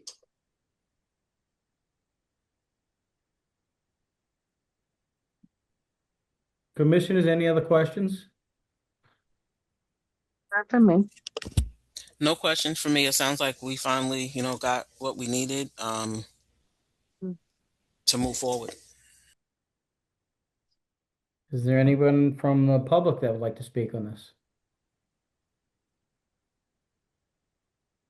I don't see any hands raised. Okay, so I think I got this. I need a motion to close this hearing. Yes, sir. Move to close the hearing for 127 Liberty Street. A second emotion. Motion was made and seconded to close the hearing of agenda number 12 of an NOI for 127 Liberty Street. A roll call vote, please. Clay, I. Leon, I. Map I. Horace, aye. And Talbot, aye. Now I believe we're looking for a motion to issue an order of conditions with all the special verbiage that Kyle just spoke about. And just for the record, that would be the commission's standard special conditions and then specific language about monitoring requirements for the floodplain replication and the invasive species management. For 3 years. Yes. Move to issue a order of conditions for 127 Liberty Street with those standard conditions and special conditions. Seconded. We have a motion made and seconded to issue an order of conditions with special conditions and all the verbiage that Kyle said. Can I have a roll call vote, please? Clay, I. Leon, I. Map I. Horace, aye. And Talbot, aye. Motion carries. All right. All right. Well, thank you all very much for your patience and persistence on this. Yeah, and I was going to say the same thing for you, Frank. Thank you for your patience. I know this has been a long process, but I appreciate you working with me on this one. Mm-hmm. Okay. Thanks very much. Take care. Next on the agenda is an NOI for 207 Bellevue Avenue, lot number 2.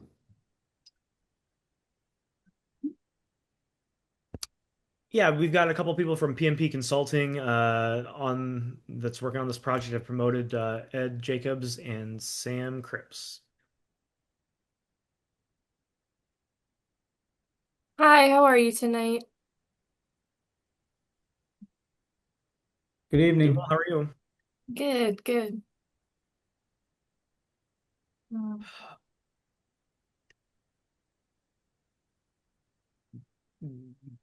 Would you like me to jump in? That works. I think Ed's internet is a little spotty right now, so Sure. Yeah, I don't mind. We reviewed this and the adjacent property that you guys are permitting at the May meeting, and at that point, the commission asked that you all put together a restoration plan for the buffer zone because as we did our site walk, we noted that behind the existing shed that's to be removed as part of the site plan.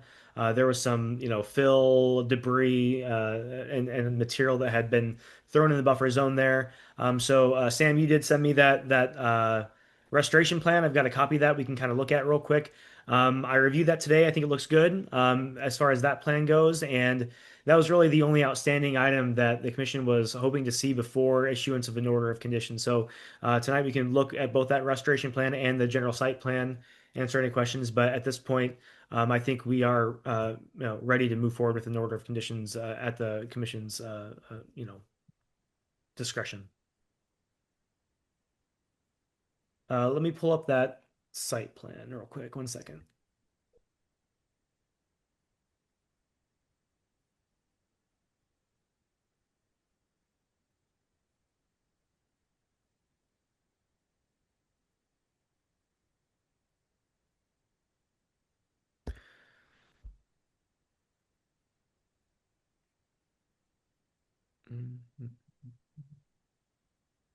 Ed, you're being awfully quiet today. Yeah, can you hear me? Yeah. Okay. Yeah.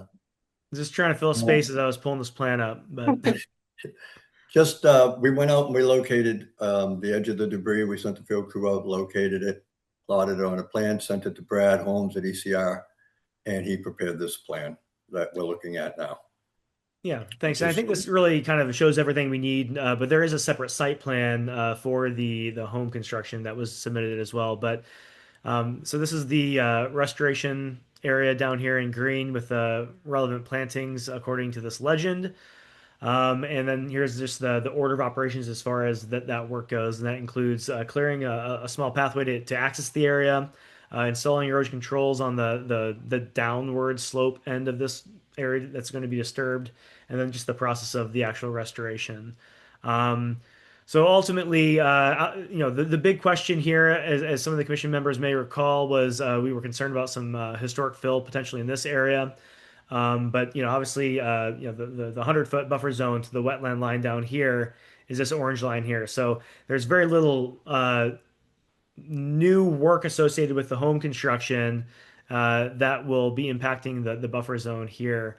So as far as you know, I'm obviously willing to answer any questions from the commission or the applicant, but as far as special conditions go, I would mirror the same special conditions that we had for Lot 1 as far as the sub pump, if it ever hooks up to require that be hooked up to a rooftop infiltration unit. I assume that you would be putting an infiltration unit on this site here as well, Ed. Is that kind of the Yep. plan? It's Yes. not on the site plan, but we added extra language on the other order of conditions that stated that you would or the applicant or the developer would contact and organize a site visit with the commission or the agent to go out and observe that excavation before the installation of that rooftop infiltration unit.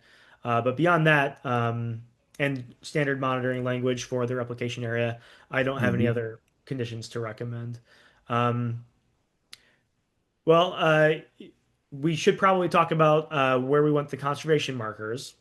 So there's new limit of clearing proposed here, but then there's an existing clearing down over here. So my kind of thought was we would just maintain this existing limit of clearing and put the conservation markers along the new limit of clearing and then down over here. Yep. Yeah. Where will the fill go that's going to be removed? That old historic fill? I'm sorry, Joyce, you're talking about the proposed restoration area? Yeah. The old stuff Yeah. that you take out from behind the shed. Where is that Yeah. going to go? That'll get disposed of. That won't stay on site. They'll load it up into a truck and take it away. Okay, thanks. Kyle, do we know what signage we want to use? I think that we left it open for the adjacent property, and I imagine Ed, these are both going to be constructed at the same time, more or less, right? Yes. So, I think we kind of left it up in the air. I think what I would do for the order of conditions is just mirror the language of the previous order for the adjacent lot. And I think from memory, I think we kind of talked about the requirement that they are installed, but we didn't necessarily decide on the exact type, and that was going to kind of be to be determined when we get there. So if the commission's okay with just mirroring that same language, that's fine with me. And then when we get to that point, I can meet with Ed, and if we need to loop in the commission, we can at that point. Okay. Yeah, I'm agreeable to that.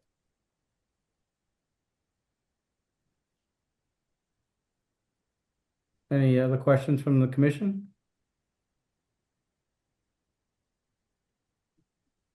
No. Kyle, is there anybody here from the public? Let me stop sharing and I'll let you know. I don't see any other hands raised. Okay, so we need a motion to close this meeting, correct? Yes, sir. I move to close the hearing on 207 Bellevue Avenue, Lot 2. Second that motion? We have a motion made and seconded to close agenda number 13, 207 Bellevue Avenue. Roll call vote, please. Clay, I.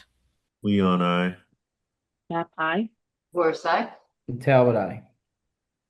Now we're looking for a motion to issue order of conditions with the special provisions from lot number 1. Is that correct? Yeah, specifically about the rooftop infiltration unit, the sub pump, and the conservation markers, and then additional language, the standard kind of monitoring language that we just discussed for 127 Liberty Street. restoration area. Yes, for the restoration area. Thank you.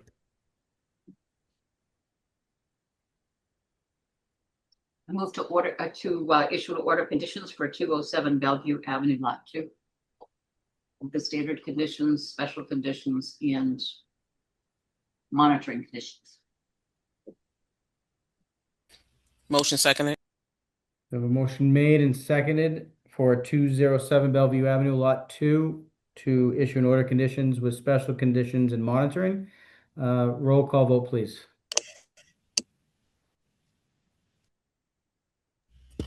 Clay, I. Leon, I. Nap aye. Forsyth, And Talbot, aye. That passes. Okay, guys, thank you so much. Thank you. It was a struggle, but we got there. We got there. That's right. Thanks, Ed. Thanks, Sam. All right. Thank Thanks you. a lot, Kyle. Appreciate it.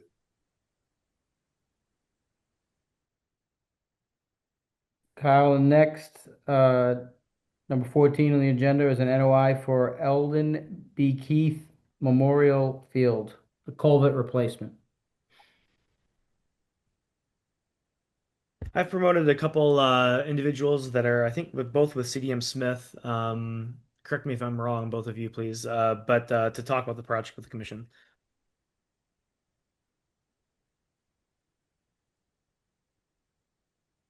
Good evening, Kyle.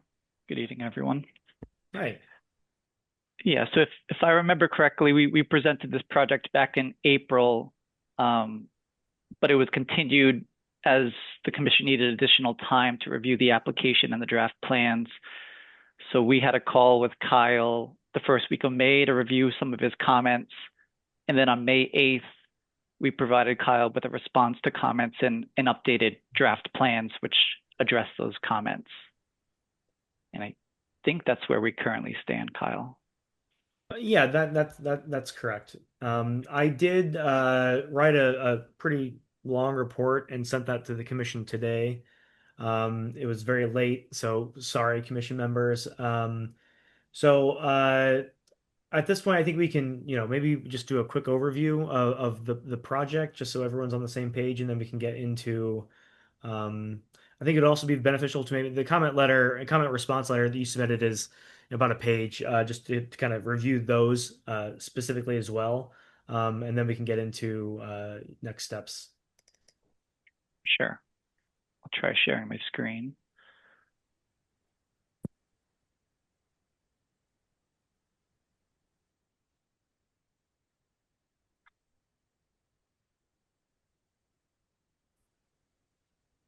Okay.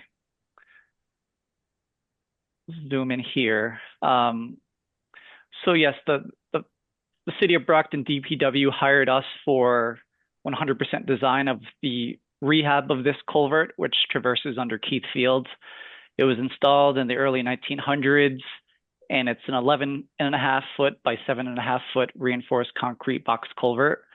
And the box culvert conveys flow from the Salisbury Brook to the Salisbury Plain River. A portion under Keith Field is about 500 feet long, and that's the limits of our project. All right, so here's a plan view of the culvert. So it's to the north is to the right, so West Elm Street's to the right, and the outlet is to the left side of the page or the south side of the page. Just based on previous investigations, the existing box culvert was categorized as being in poor to severe condition and at risk of failure.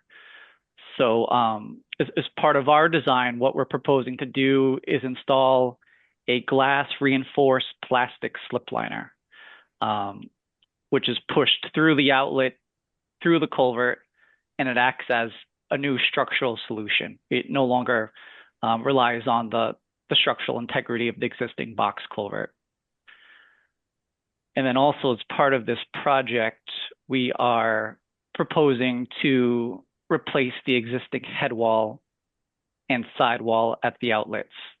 As currently that head wall is failing, there's trees that are overgrown and the root system has pushed the head wall vertically outward, and it's also cracking.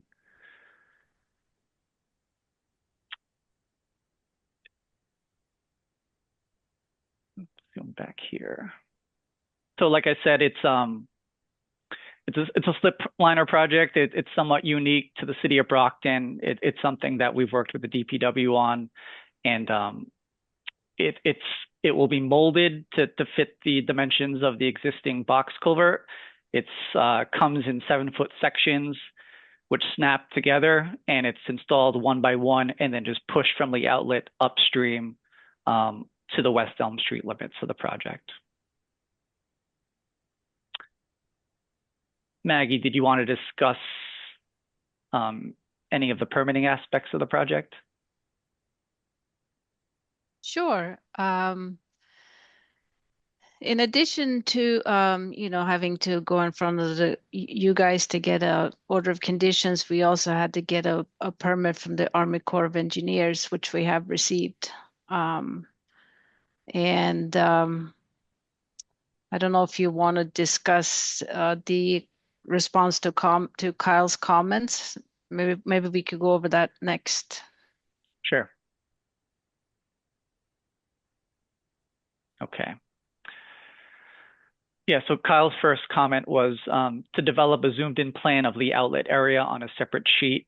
We agreed that there was a lot of detail that was shown in 20 scale, so it was difficult to see. So what we did was we created a new sheet C2, which is in 10 scale, that just really zooms in at the outlet and shows all the details that were difficult to see previously.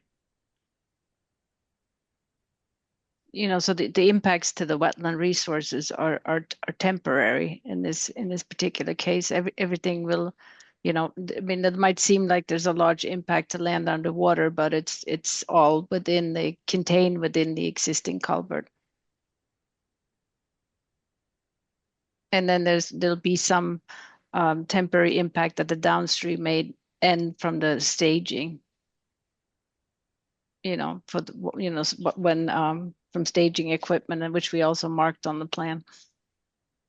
Right. A few of the comments were in regards to just the line work that we're showing and just coloring it for clarity purposes. So comment number 2 was that the compost log should be a different color for clarity purposes. So we now show those as brown, as shown on sheet C2 and C1. Sheet C3, Kyle wanted us to confirm that the staging area is sufficient, particularly stockpiling of the existing stone wall that needs to be temporarily removed during construction.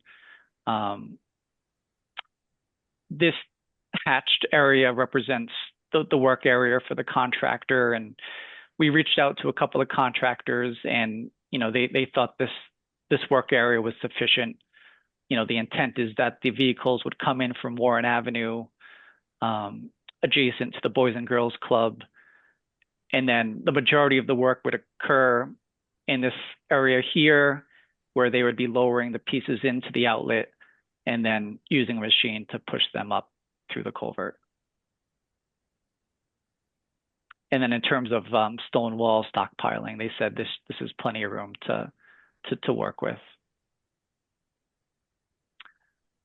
The fourth comment was the 25-foot riverfront limit shall end right where the culvert ends at the outlet, perpendicular to the river. So we were incorrectly showing that purple line on the previous set of plans that we submitted back in April. So we revised them to end right at the outlet, as Kyle commented. So that's represented by the purple line.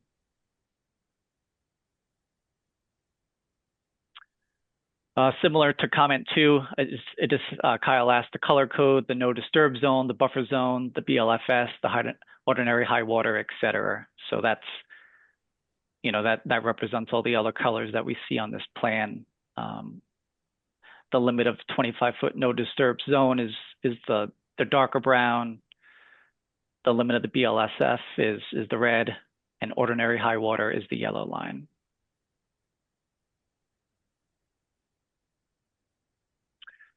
The sixth comment was consider requiring the outlet wall replacement to be completed when the stream is dry. So we talked to our engineers about this.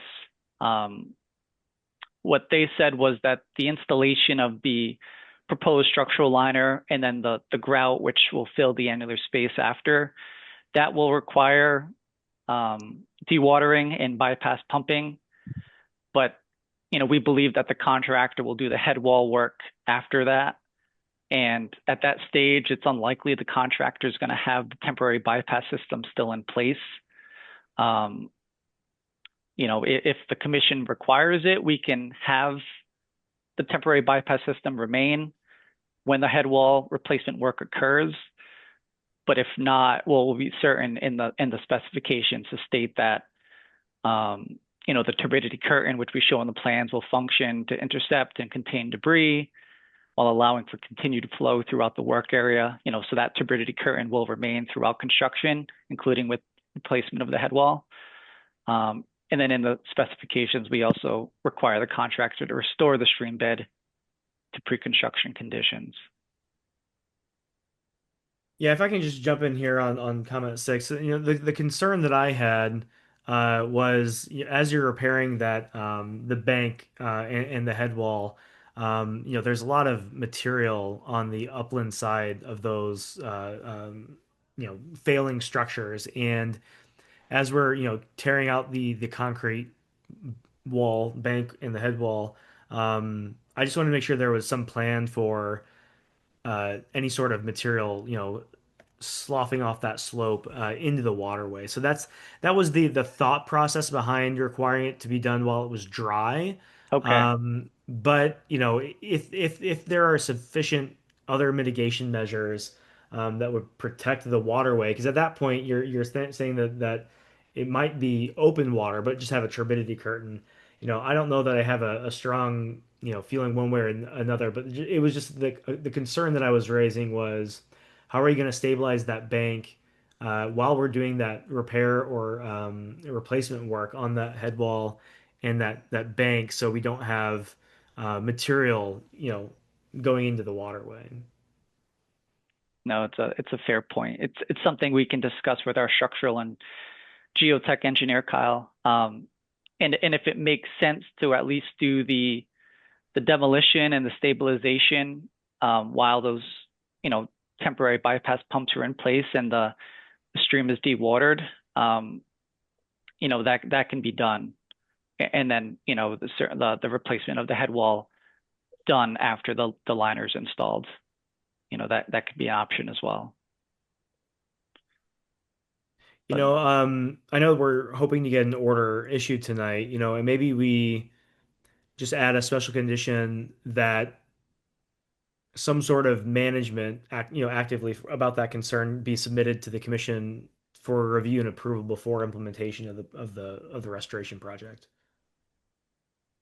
That way we can kind of punt it down the line a little bit. We don't have to have an answer tonight necessarily, and you and I can kind of try to figure out a solution that's going to work for everyone. But we don't necessarily hold up the issuance of the order either. Yeah, that's fair. And then just 2 more comments. Number 7 was moving the cofferdam at the West Elm Street manhole to upstream side of the manhole. that was a simple fix. But here's the proposed cofferdam, and here's the circle represents the existing access manhole on West Elm Street. It's right in the south gutter line of West Elm Street.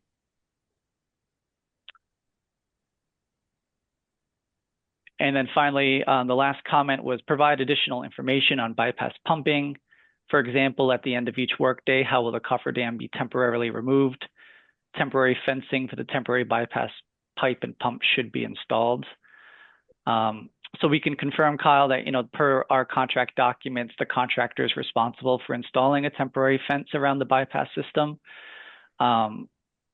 In terms of the actual design and installation of the temporary bypass system, it's more of a means and methods in which the contractor would submit a plan to us, the city, for review during construction. And as we suggest in our response, it's something that we can share with the commission at that time if requested.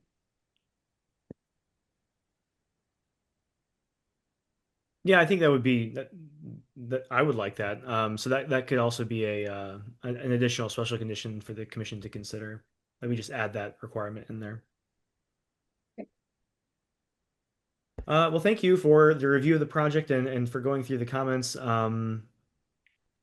I guess we can punt it over to the commission. Are there any questions for either CDM Smith or myself? Joyce? Chad, how many trees are you going to remove? Maggie, do you remember how many? It was 17. Yes, 17 trees. And we developed a planting plan. Do you want to show them the planting? I'd like to see that. Thank you. Sure. So we had our certified arbor landscape architect develop this plan. And it's all a native species, I believe, that we are proposing to plant. Yeah. They won't be disturbing the head wall after 2 years, huh? Let's hope not. And my last question is, how long do you expect it to take to get all 500 feet pushed through and the water running again? Yeah, it's a good question. And talking to the contractor, they believe they can install at least 10 pieces a day if things are going well. So that's about 70 feet. So actual installation of the slip liner might be a couple of weeks, and call it 10 working days. They have to ship the liner over from Europe. And Wow. it's a big culvert. So there is a chance that the culvert may have to come in two pieces, like a bottom section and a top section, which is put together in the field. So if that happens, it may take longer, but yeah, they expect multiple pieces per day installed. Might be fun to go watch. For sure. Yeah, I know the DPW is excited that, if this project is a success, they can utilize this technology on, other culverts which are in similar disrepair throughout the city. And you said it's glass and plastic, or is it fiberglass? It's glass reinforced, but it's a plastic pipe. Thank you very much. You're welcome. Ruby? I just wanted to know, does this project have any direct impact to the Boys and Girls Club extension or plans that they have? So does the culvert get fixed first and then the Boys and Club do their extension, and is something being done over the work that you guys are doing? Yeah, it's a good question, and it's good timing. We did have a call with the Boys and Girls Club today. So the intent is that this work would occur ahead of their work. All of this work is trenchless outside of the head wall replacement, so we shouldn't be disturbing Keith Field during construction. And based on their latest plans that we saw, the only work that would occur over the culvert once our job is complete is the expansion of their parking lot. there's the south section of the parking lot will cross over the culvert. So it's critical that our project happen before theirs, because no heavy machinery should be on top of that culvert until it's rehabbed through our project. And we reiterated that to them today on the call.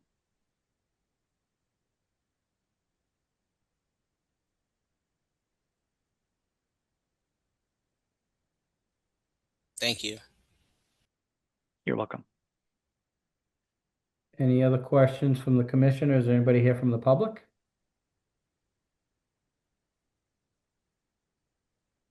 I do not see any hands raised in the attendees list.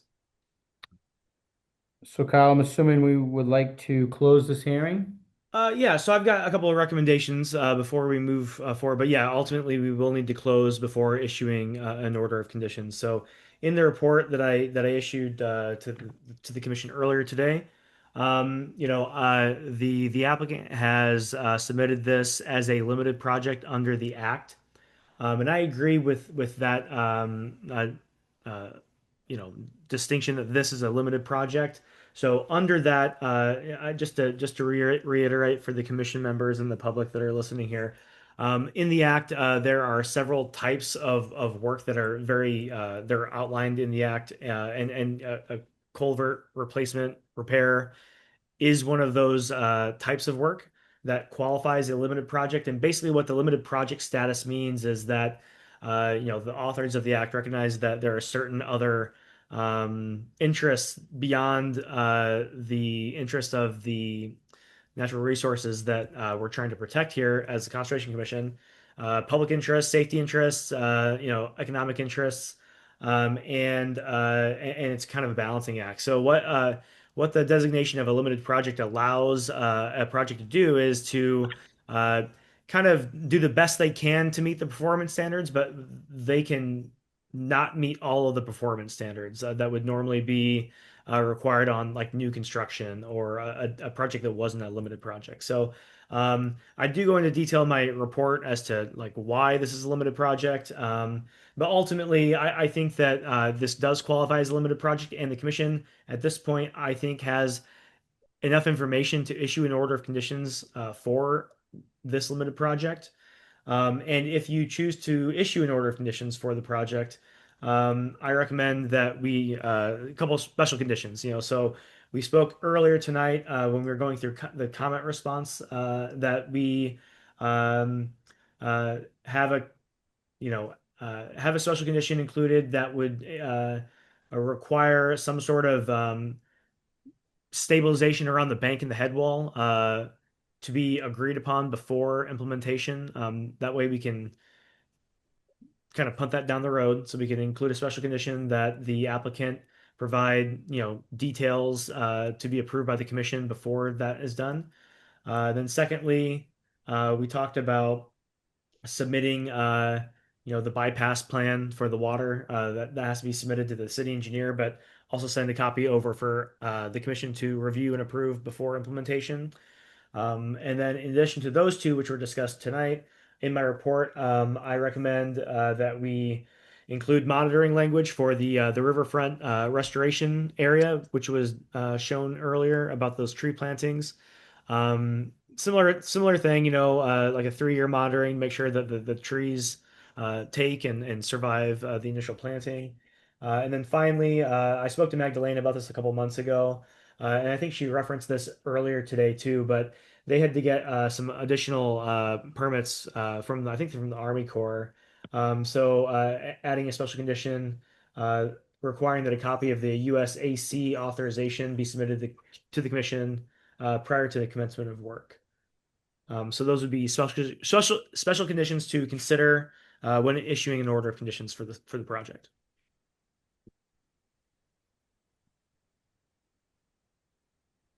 I think we need to require that there's no rain for those 2 week for that 2 week period. Great idea. In the bypass spec, there's language. Yes. No, no rain dances those 2 weeks.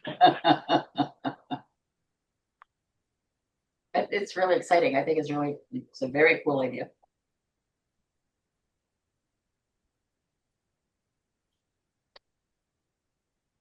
with a motion to close, right?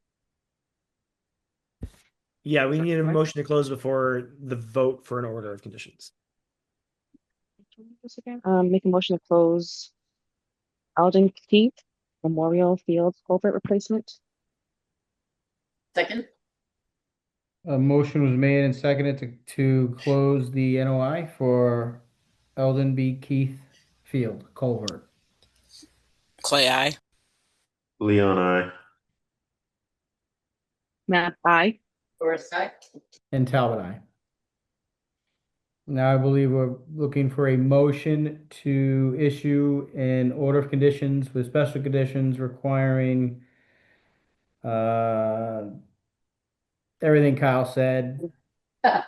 Submit a bypass plan and riverfront restoration for monitoring for 3 years, plus other special conditions. Do we have to include the language for limited project at all, or just?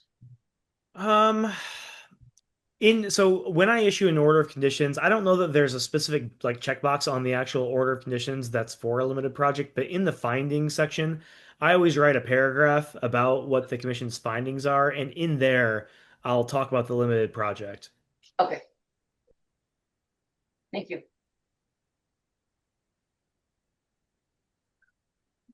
So was there a motion? Not yet. May I make a motion? Please do. I move to order and issue an order of conditions for the Eldon Keith Memorial Field Culvert Replacement Project with all of the conditions that were outlined. I second that motion. Excellent. We have a motion made and seconded to issue an order of conditions with all the special conditions for the Eldon Keith Memorial Culvert Replacement. I need a roll call, please. Clay, I. Leon, I. Matt, aye. Doris, aye. Talbot, aye. That passes. All right, thank you. Thank you, you very everyone. much. Good, thanks. Kyle, the next one on the docket is agenda number 15, an NOI for 270 Oak Hill Way. Yeah, initially I was in there was gonna be a discussion with the commission tonight. I think there are a couple of representatives on the call still. Dennis and Tracy, if you would like to speak about the project, you're welcome to. I'm gonna go ahead and promote both of you because you're still on the call for if you didn't want to talk, I'd be shocked that you're still around. So I'm gonna promote both of you. And these are the applicant's representatives for the project at 270 Oak Hill Way.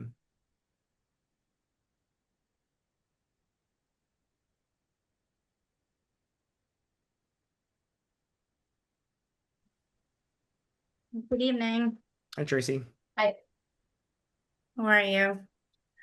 Doing well. How are you? Good. Tracy Duart from MBL Land Development, and we have Dennis O'Neill on the call as well from Greenleaf, and we're here on behalf of Lou Tarantino of EOMS Recycling. Not too much new to report. We just authorized the peer review with PAR, and I believe the fee was submitted today for that. And we submitted revised plans that have the wetland flag labels on them so that that can get reviewed with the plans. And we're just looking forward to getting this going and a meeting with PAR, hopefully for a coordination meeting prior to the review.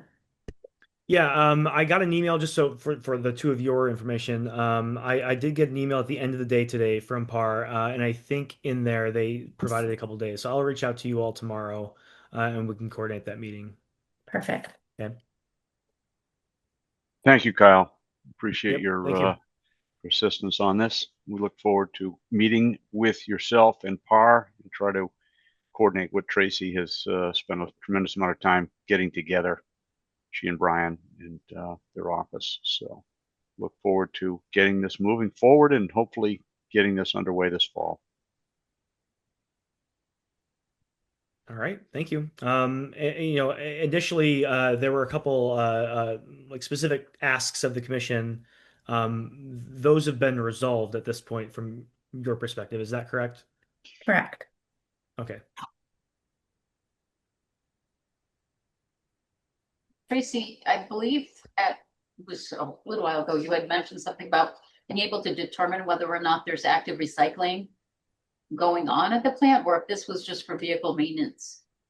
Did you check So into that? the proposed facility is for vehicle maintenance. It's really going to be like his new headquarters for EOMS recycling. So it'll be just occasionally they'll bring in their fleet vehicles to maintain them, and then they'll go back to their West Bridgewater site where they're currently at. There is some composting going on, and he'd like to continue it. Uh, so as part of when we make any plan changes, we'll incorporate like a use plan showing where that's going to be located. That'll be good to see. Thank you. No problem.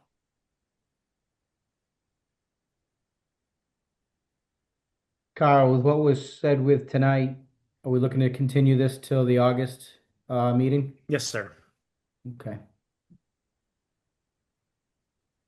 Commissioners, I need a motion to continue this to the August 19th meeting. Make a motion to continue Oak Hill Way to the August 19th meeting. Seconded. We have a motion made and seconded to continue 270 Oak Hill Way to the August 19th meeting. Roll call vote, please. Clay, aye. Leon, I. Map I. Morris, aye. And Talbot, aye. That is continued. Thank you. Thank you. All right. Thank you. Next item on the agenda is a continuation of an NOI for 0 Hammond Street. Yes, and we'll need a motion to continue. I need a motion to, yeah, I'm looking for a motion to continue agenda number 16, NOI 0 Hammond Street.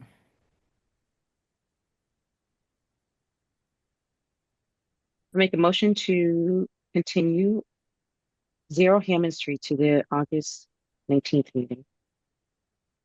Second. Motion is made and seconded to continue 0 Hammond Street to the August 19th meeting. Can I have a roll call vote, please? Clay, aye. Leon, I. Map I. Morris, aye. And Talbot, aye. That motion carries.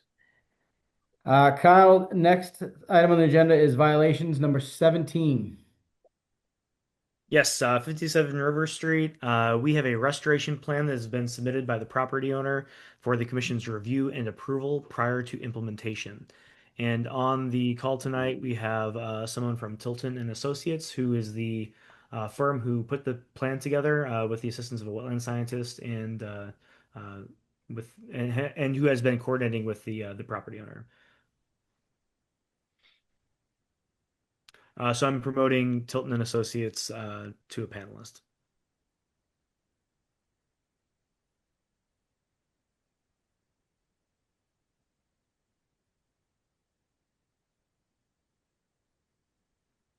Great. Okay. Good evening. My name is Larry Tilton, Tilton and Associates, 81 John L. Dietz Boulevard, North Attleboro. That was called in on this project with me tonight. I have Bruce, the applicant, the one that's presently holding a enforcement order against him.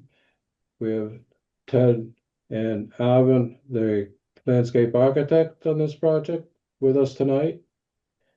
And Kyle, could you give the commission a little background on what this is all about and how this enforcement order came about?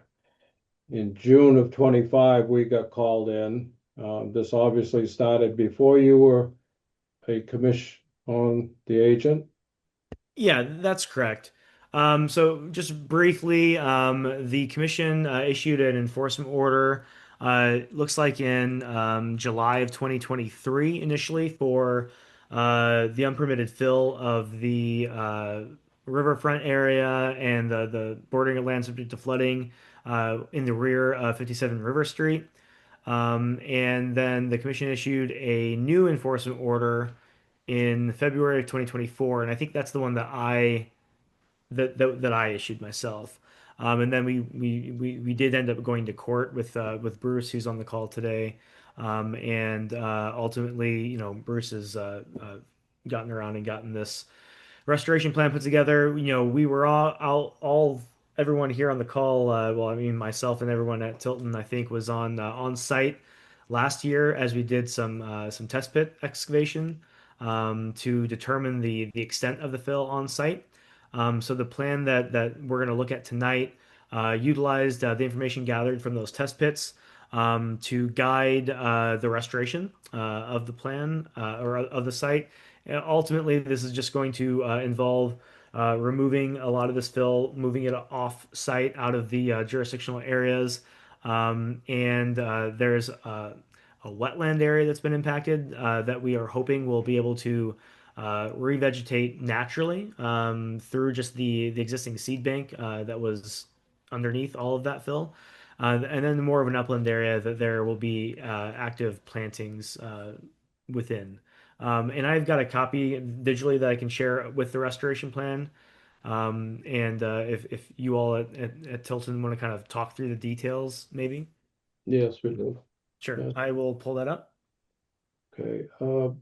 But before we get into the restoration plan, and then on the call tonight, we also have Steve Ivas of the wetland scientists that assisted us in fabricating this plan and getting, hopefully going forward with it. But I really think it's important that we take a step back in time and look at this lot and look at this site, because once we showed up in 25 of June, it was quite obvious that this site has gone through multiple courses of construction, impact, filling, disturbance that was long dated way before this owner that came in. It's been originally in 1880, they put a railroad, took a 80-foot railroad right away across this site. They relocated Trout Brook that for the railroad in 1980, 1880 back then, right? And so they were doing multiple alterations. The land that abuts us is owned by Brockton, the city, and is a wetland, and there's a residential lot to our south that abuts in it. The lot is only 66 feet wide at the street, right? It runs back 480 some feet. Right? It's long sliver, right? And it has had super of impact over the years, right? So in 1940, the city put a 36-inch sewer line through this project, and with all the reconstruction and filling and alteration that was done, this appears to be their access line that they were using going in and out. Right? They ran a line from River Street along its property line and tied into the 36 line, right, and filled that. Then they took a drain easement for River Street across along the property line and impacted with all that. And in 1960, they come along and they put a second 24-inch sewer line across the property. And we found the manholes and located them, and they're on the plan. So it was quite obvious that before we get dealing with the current supposed impact in filling, we better generate a site plan. So what you're looking at tonight is a site plan that was prepared by us. And I called, located the River Street, the width of the lot, determined where the properties were, located the building up at the street and the current driveways and parking and whatnot that's there.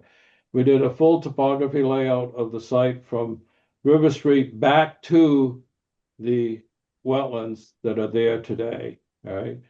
It also is impacted by a floodplain that comes pretty much up to about the existing house, if you were to overlay it, right? So this enforcement order, the first one that came from some photos of fill that was being backed in the driveway and dumped, and then obviously got spread out.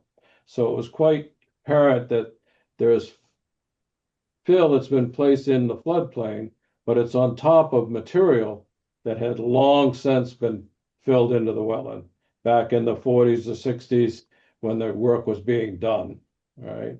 The site, quite honestly, appears as though it's been used as a dumping site for construction material from other locations in the city. They back in and they dump, it gets spread out. It just has that appearance. So when I contacted Steve Ivas, a wetlands scientist and quite knowledgeable of doing this, he put a report together, and I'm going to ask him to just chime in on this to do it, that before we get into trying to determine what fill it was that our client put in, right, versus what fill was there long before, let's do a baseline elevation line, starting it in the wetlands down near where the railroad property is at the edge of the wetlands. Let's run it at 50-foot stations up through and do a series of test pits to determine the different stratas of material that's been placed in to the wetlands and where the wetland actually edge was or is and how we might be able to generate it. So, Steve, if you're on the line, could you chime in, Steve Ivas? There's only one attendee's Zoom 4. I can promote them in case that's Steve, but I don't know. If you could, I know he's waiting, and Yeah. we've been, and I know this while he's trying to get on. This is due back in court on the 29th, so we need to come to some kind of conclusion tonight. I believe your attorneys, the city's attorneys, are looking for direction on this, and hopefully we can resolve it tonight. So is Steve on? I have promoted that Zoom number. Good evening, folks. This is Steve Ivas speaking.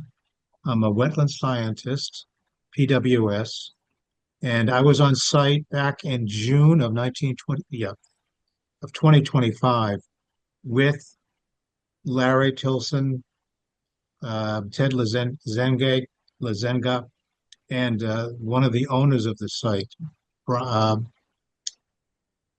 Cardoso. And we did a number of test pits along the property from north to south, pretty much. And we took notes of where the hydric soils were.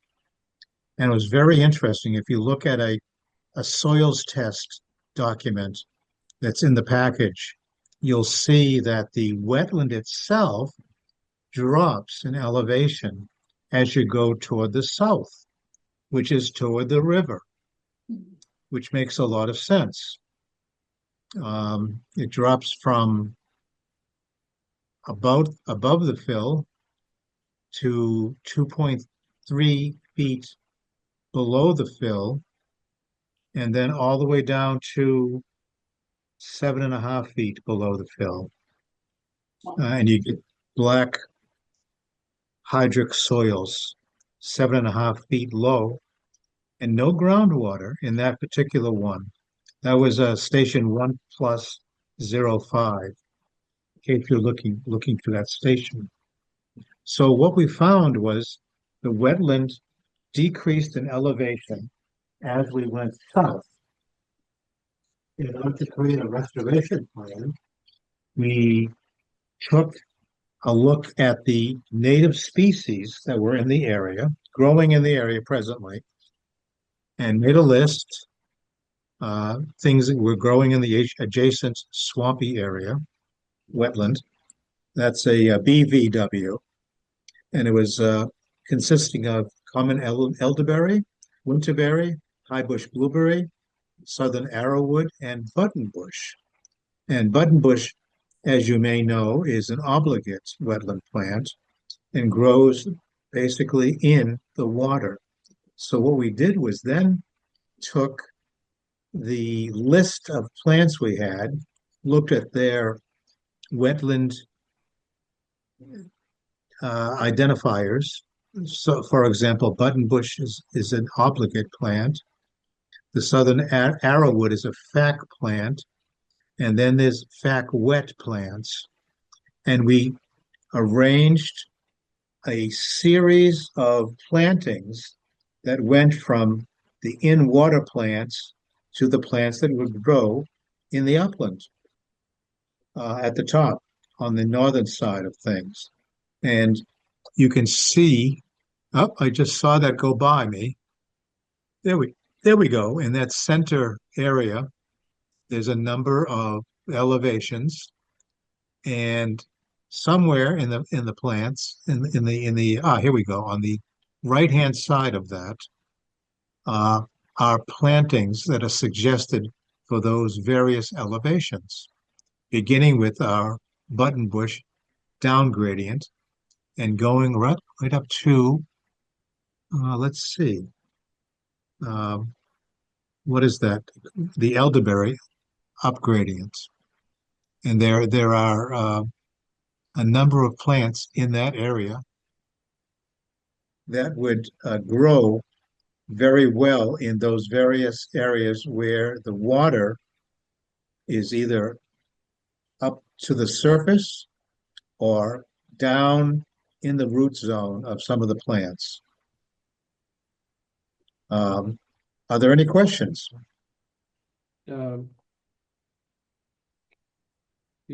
Larry Tilton here. Can I just chime in 1 second? Sure. I think it's important to realize that if we do what we're proposing to do, is to venture from River Street out to the wetland edge as it is today, and we establish the erosion control that we put in place now.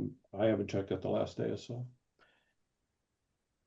And as we move from the wetland edge that's there, the water, and we move that toe back, similar to our plan, we're going to be working on top of the city's sewer mains. Yeah.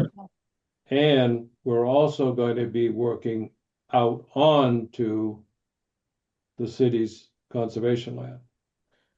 You'll see my plan to the top. The property lines are delineated in dark. All right, that about half of this is going to be on the conservation land. It's also going to be over the sewer line that's coming from River Street. So, I mean, yes, it's great to say you can go in and start digging away, guys, but we've got mains underneath us and they're trunk lines. And we got drainage coming from River Street that's the city's drainage. All right.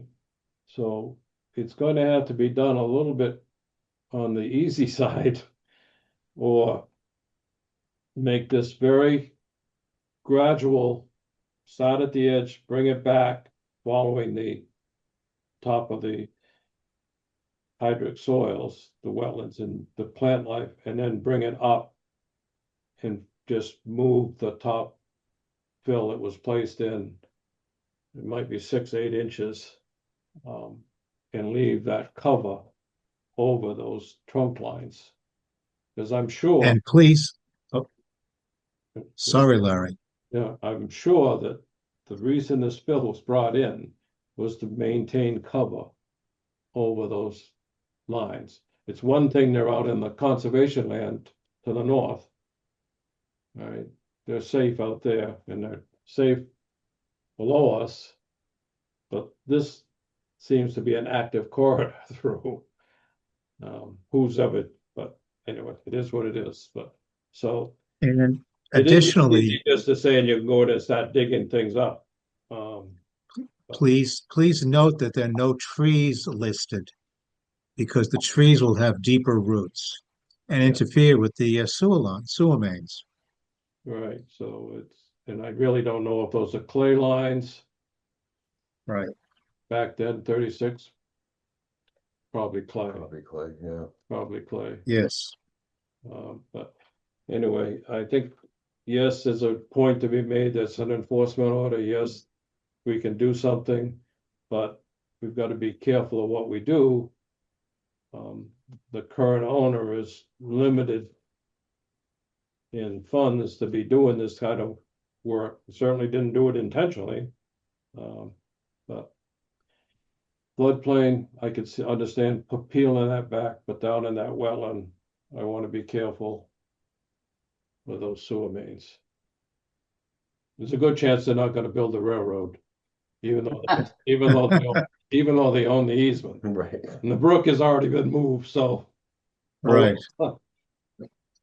So, sorry to interrupt, Steve.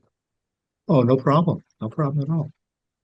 And I mean, we're here It's a to, delicate yeah, operation. That's all. here to Very answer the delicate. questions we can. We would like to get back to the courts and give them a positive thing. I believe it's the city's lawyers that are pushing this, right? So, and other than that, we're not dealing with them directly. So, Kyle, are you dealing with the? Yeah, I believe you've been working with Murphy. Bruce, is Okay. that right? Yeah. Correct, yep. Mhm. Okay. So, Kyle, you know what the financial situation is also then. Yeah, understood.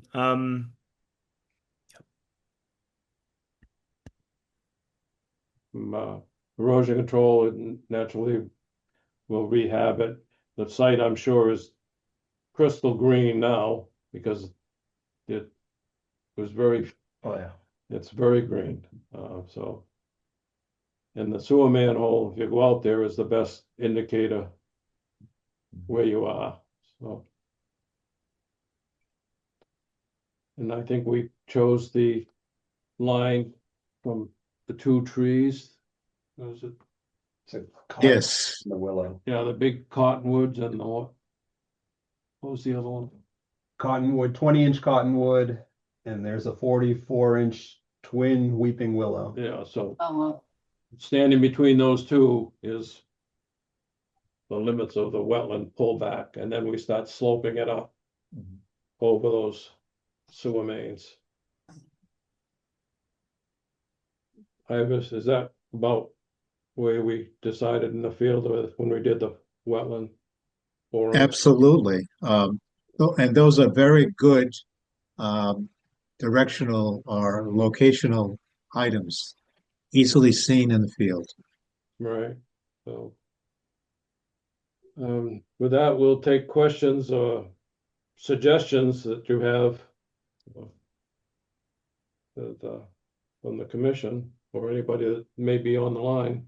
Kyle, you got any input? Please put it Yeah, in. so I've looked through the plan. I think it looks great. I think you've all done great work. The one thing that I spoke to Ted, I think it was on Monday, and I recognized that was not a lot of time to make any changes. But the one point of concern that I've got, it's even more relevant tonight after the discussion about the sewer lines. I had kind of forgotten those ran through the site. The language in down here on page 4, when it outlines like the working notes, it references the fact, or it references that the Brockton conservation agent, myself, would be the one overseeing work to make sure that all the site grades are met and everything like that. And given the proximity to the sewer mains, and I'm not a surveyor, so I think it would behoove everyone involved to have someone that's qualified out there to be in charge of those elevations as we're doing that excavation, so we don't get too deep in areas that we're not supposed to be deep. The last thing that I want to see here is us run into one of those sewer mains. That makes an already problematic project way worse if we break one of those lines. So I would certainly like to be on site while this work is being done. But I don't know that I'm the individual that should be responsible for confirming the site grades to make sure that, first off, that we meet the restoration plan requirements, but then also that we're not getting into areas that we shouldn't absolutely be getting into. That section is in there at my request, is because I think person that's the most qualified to see that this work is done according to the enforcement order and the commission's wishes is yourself. I certainly understand and would expect that somebody from the sewer department would be reviewing this plan and giving their 2 cents worth and say, listen, fellas, I don't mind you working off my lines, but I want to be on site when you're working on top of my lines. So, and as I mentioned previously, finances is a big factor in the length of time and the degree of work that has already been done. I mean, if a big firm, big law group could take this thing to the hilt and make this into a real money tree, but I don't want to do that, and certainly the client doesn't want that. So supervision, I think, is critical in seeing it's done. Guidance from the water and sewer department would be absolutely necessary at the time of construction. Yes, you'll do dig safe and mark the lines out, but has the sewer department said anything about this at all? No, I don't know that they're aware of it, but moving forward from tonight, after we've reviewed the plan, I know that Bruce, you've got a hearing, so I can coordinate with Sean about the status of the project, and then work on the city side, and maybe I can I'll work with DPW and the sewer department and see if first off, obviously they need to be aware of this, and then secondly, if they have any concerns that need to be raised, we should incorporate those comments. Mm-hmm. Um, but I've not had any conversations with them, so I think at this point, I can convey that the commission's reviewed the plan and presumably is endorsing the plan. But then we can work with the DPW and the sewer department to see if they have the staff on site or within the city to kind of responsibly monitor this when it's happening. Mm-hmm. Yep, go ahead. No, I'm just agreeing with you. Okay, and then we can go from there. And obviously, Bruce, I know that you're under a time crunch for this next court appearance, but I can convey all of this to the attorney, Sean Murphy, who I think is the one that's been representing the city for this. And at this point, obviously, we're not going to be doing any of this work until either the fall or the springtime. So we've got some time now after Be a we've great time right now with this drought situation. well, sure, right.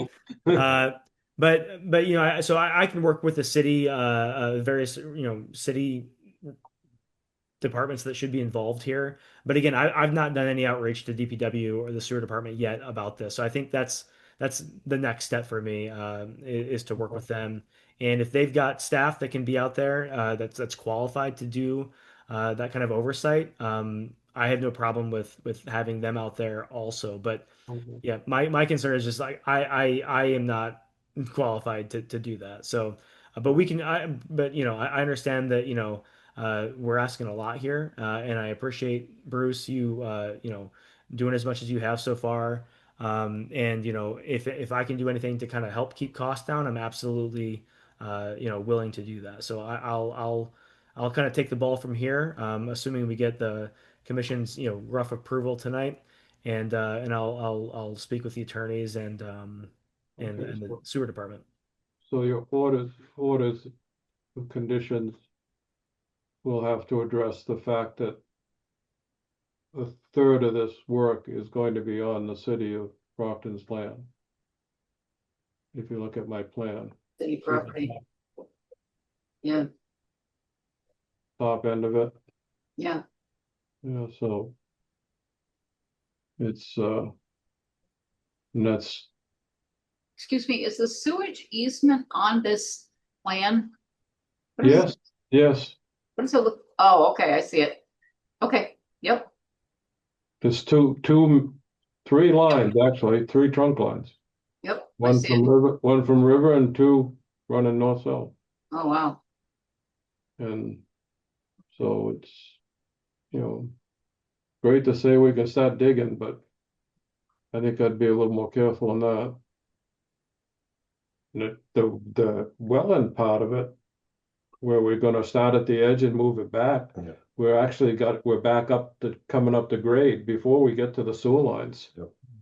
So we could pull that piece of it back pretty easily. Right. And then we just come up at, I think we brought it up at 3-1. Yes. To get back up to OG and which tops out right about where the sewer pipes are. Right. Well, the sewer department would be concerned as you're running over my pipes. Right. So I would think they'd probably say, put more fill on them. Cover them. Right. But, so Kyle, I think, I know you're the most qualified person to see the wetland part of it. And when you get down to that humus layer, the excavator will have to just take his bucket and follow that edge back. It's not a digging. It's actually, once you find that humus layer, just start peeling it back. So whoever's sitting in that seat can run those controls. And I've done it before on other projects and it works out quite well. Once you expose those old seeds, they'll start coming right back to the surface. Yep. The seed bank is wonderful. There you go. So I think I'll open it up to the commission.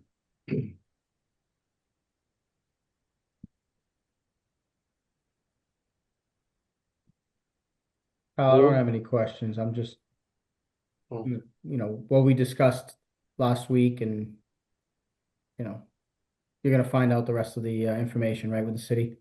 Yeah, I think that what I would like from the commission tonight, as far as action, is just to endorse this plan.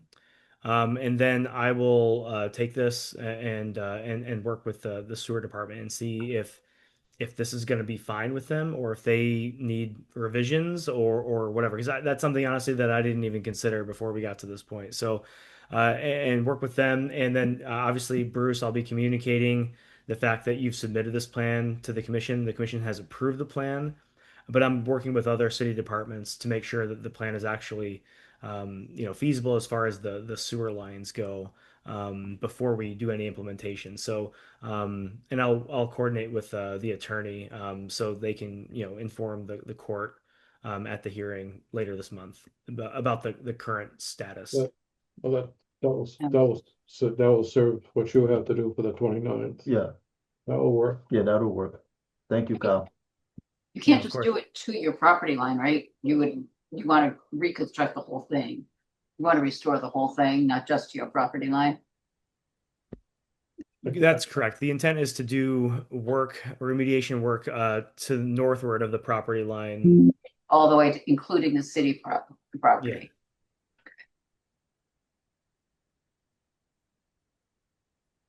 I don't know. Is there a question to me?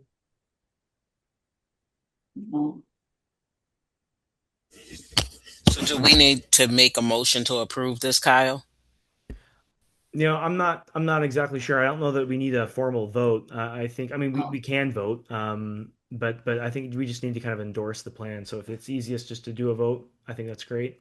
I think let's just go ahead and do a vote. I don't know if it technically requires one, but it won't hurt. And then we'll have officially endorsed it, subject to any other relevant departments that need to weigh in, like the sewer department. And then we'll go from there. Kyle, would you like that in a motion? Yeah. Need a motion to accept the current proposed plan in front of us. I move to accept the restoration plan as stated for 57 River Street. Motion seconded. We have a motion made and seconded to accept the proposed restoration plan for 57 River Street. Roll call, please. Clay, aye. Leon, I. Matt, aye. Forsyth. And Talbot, aye. The motion carries. In closing, I'd like to thank Kyle for all the assistance in doing this project from when we got involved in 25 to now.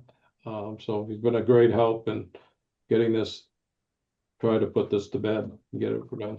Thank you, Kyle. No, of course, and thank you all for all of your assistance as well. And Bruce, thank you for working with us. I will be in touch, Bruce, next week after I've reached out to the sewer department and the the Sean Murphy, the attorney about next steps, and we'll just kind of all be on the maybe we'll make a group email or something where we can kind of coordinate before that hearing on the 29th. Sounds good. Okay. All right. Great. Thank you. Thank you, Kyle. Thank you very much. Thank Yep. you. Good night. Thank Good you. night. Last item on the agenda, violations number 18 for 985 Belmont Street. Yes, I don't think anyone's here to speak to this because I did speak to several people about this on the phone just today, even. And I told them that their agenda item was the last thing on the agenda. And so I told them that I would kind of make this presentation on their behalf. So first off, I want to state on behalf of the applicant, who's the developer who's doing this work, we've just issued an order of conditions for this work, and they recognize that they messed up, and they have expressed their willingness to do whatever the commission needs to make things right. So what I've got now is I've got the site plan for the Washville car wash on Belmont Street and Coolidge. This is where that Avon Auto currently is, right north of the VA hospital. And ultimately, I was out at the beginning of June and did the pre-construction meeting with the developer, and they had not yet installed the erosion controls because there's quite a bit of wooded area through here that they were concerned about getting those controls installed before doing the vegetated clearing. So sometimes when there's really dense vegetation, you know, will kind of flag where that limit of clearing should go to, and then allow the clearing to happen, and then put the erosion controls in after the clearing has happened, which is what we discussed at the pre-construction meeting, and with the agreement that after that work was done, they would send me some photos of the erosion controls because I was going to be out of town for a couple weeks. So I received those photos, and upon review, it looked like they had cleared more area beyond the approved limit of work. And so what we're looking at now is a new current plan that shows this kind of like Lego looking Lego block looking line here is where the erosion controls were supposed to be installed, and the approved limit of work. Through this area highlighted in red is the existing limit of clearing. So, and there is currently an erosion control, like a silt sock installed along the limit of clearing upon my request. So basically, this red line shows how far they cleared beyond the approved limit of work, which is kind of right through here, which was more or less along the 25-foot buffer zone. So this impacted area between the approved limit of work and the existing limit of clearing needs to be restored. And the developer has agreed along with this plan that we're looking at here. I just kind of wanted to show you the area of impact. Here they've got a letter that they provided to us today. And maybe we can just read through this. It's pretty short. This letter confirms our recent discussion regarding the extent of site clearing completed for the project referenced, which is 985 Belmont Street. During construction, our contractor cleared an area beyond the limit shown on the approved plans. However, no disturbance occurred within the wetland resource area, and I agree. I was out on site. It must have been yesterday morning, and there's no encroachment into the wetland. This is only buffer zone impact. And they provided the attached plan. To address the area that was inadvertently cleared, we proposed submitting a mitigation plan for the administrative review and approval. We agreed to implement the approved mitigation measures prior to requesting a certificate of compliance for the project. And thank you for your assistance. So ultimately, I think that's a sufficient plan. There was already supposed to be some mitigation, replication work, not replication, restoration work. I don't know, enhancement work down in this portion of the site anyway. So they were going to be doing some enhancement anyway. So just including a new plan as they go through the process to vegetate and replant this buffer zone area as part of the plan to be implemented and approved before. Well, certainly implemented before they get their certificate of occupancy and can open the business. We can then, at the time of issuance of that certificate of compliance, we can issue a partial certificate for the completion of the all the work, and then we can hold off on the issuance of that final certificate of compliance, the complete certificate, until we've had the required amount of monitoring, a couple of years of this area. And again, there was already going to be monitoring required for this project because they were doing an enhancement area over in this portion of the project anyways. So assuming they follow through on that restoration plan, I see no reason to issue a new enforcement order. They're already bound legally to the commission's requirements because they're under an active order of conditions. So if I don't anticipate this being the case, but if down the line push comes to shove and they're not doing the required work, we can always lean on the existing order of conditions to apply leverage. But if they're willing to work with us, I don't see any need to issue any further documentation from the commission other than to recognize that this has been submitted and that the applicant is going to be submitting a restoration plan for review at some point in the future. When I receive that plan, I'll add it to the agenda again, just like we did with 57 River Street, so we can all take a look at it and kind of endorse that plan before they implement that restoration plan. Any questions about 985 Belmont Street? Nope. At this time, I don't think there's any action required from you all. This is more of an informational kind of presentation. Thank you. Kyle, you're the best. Oh, thanks, Justin. You guys are the best. All right, I think that's it. Guys, I was shocked that we got through this whole thing before 9:30, so well done. So we need a motion to close the meeting, right? Yep. Adjourn, I think, is the Adjourn the meeting. Sorry. Yes. Make a motion to adjourn the meeting. I'll second. Motion has been made to adjourn the meeting and seconded. We're Yep. good, right? Do we need a roll call vote? Or are we good? We're good. Good All job. right. Thanks, everybody. All right. Bye-bye. Have a good Good night. night. See ya. Here. Good night.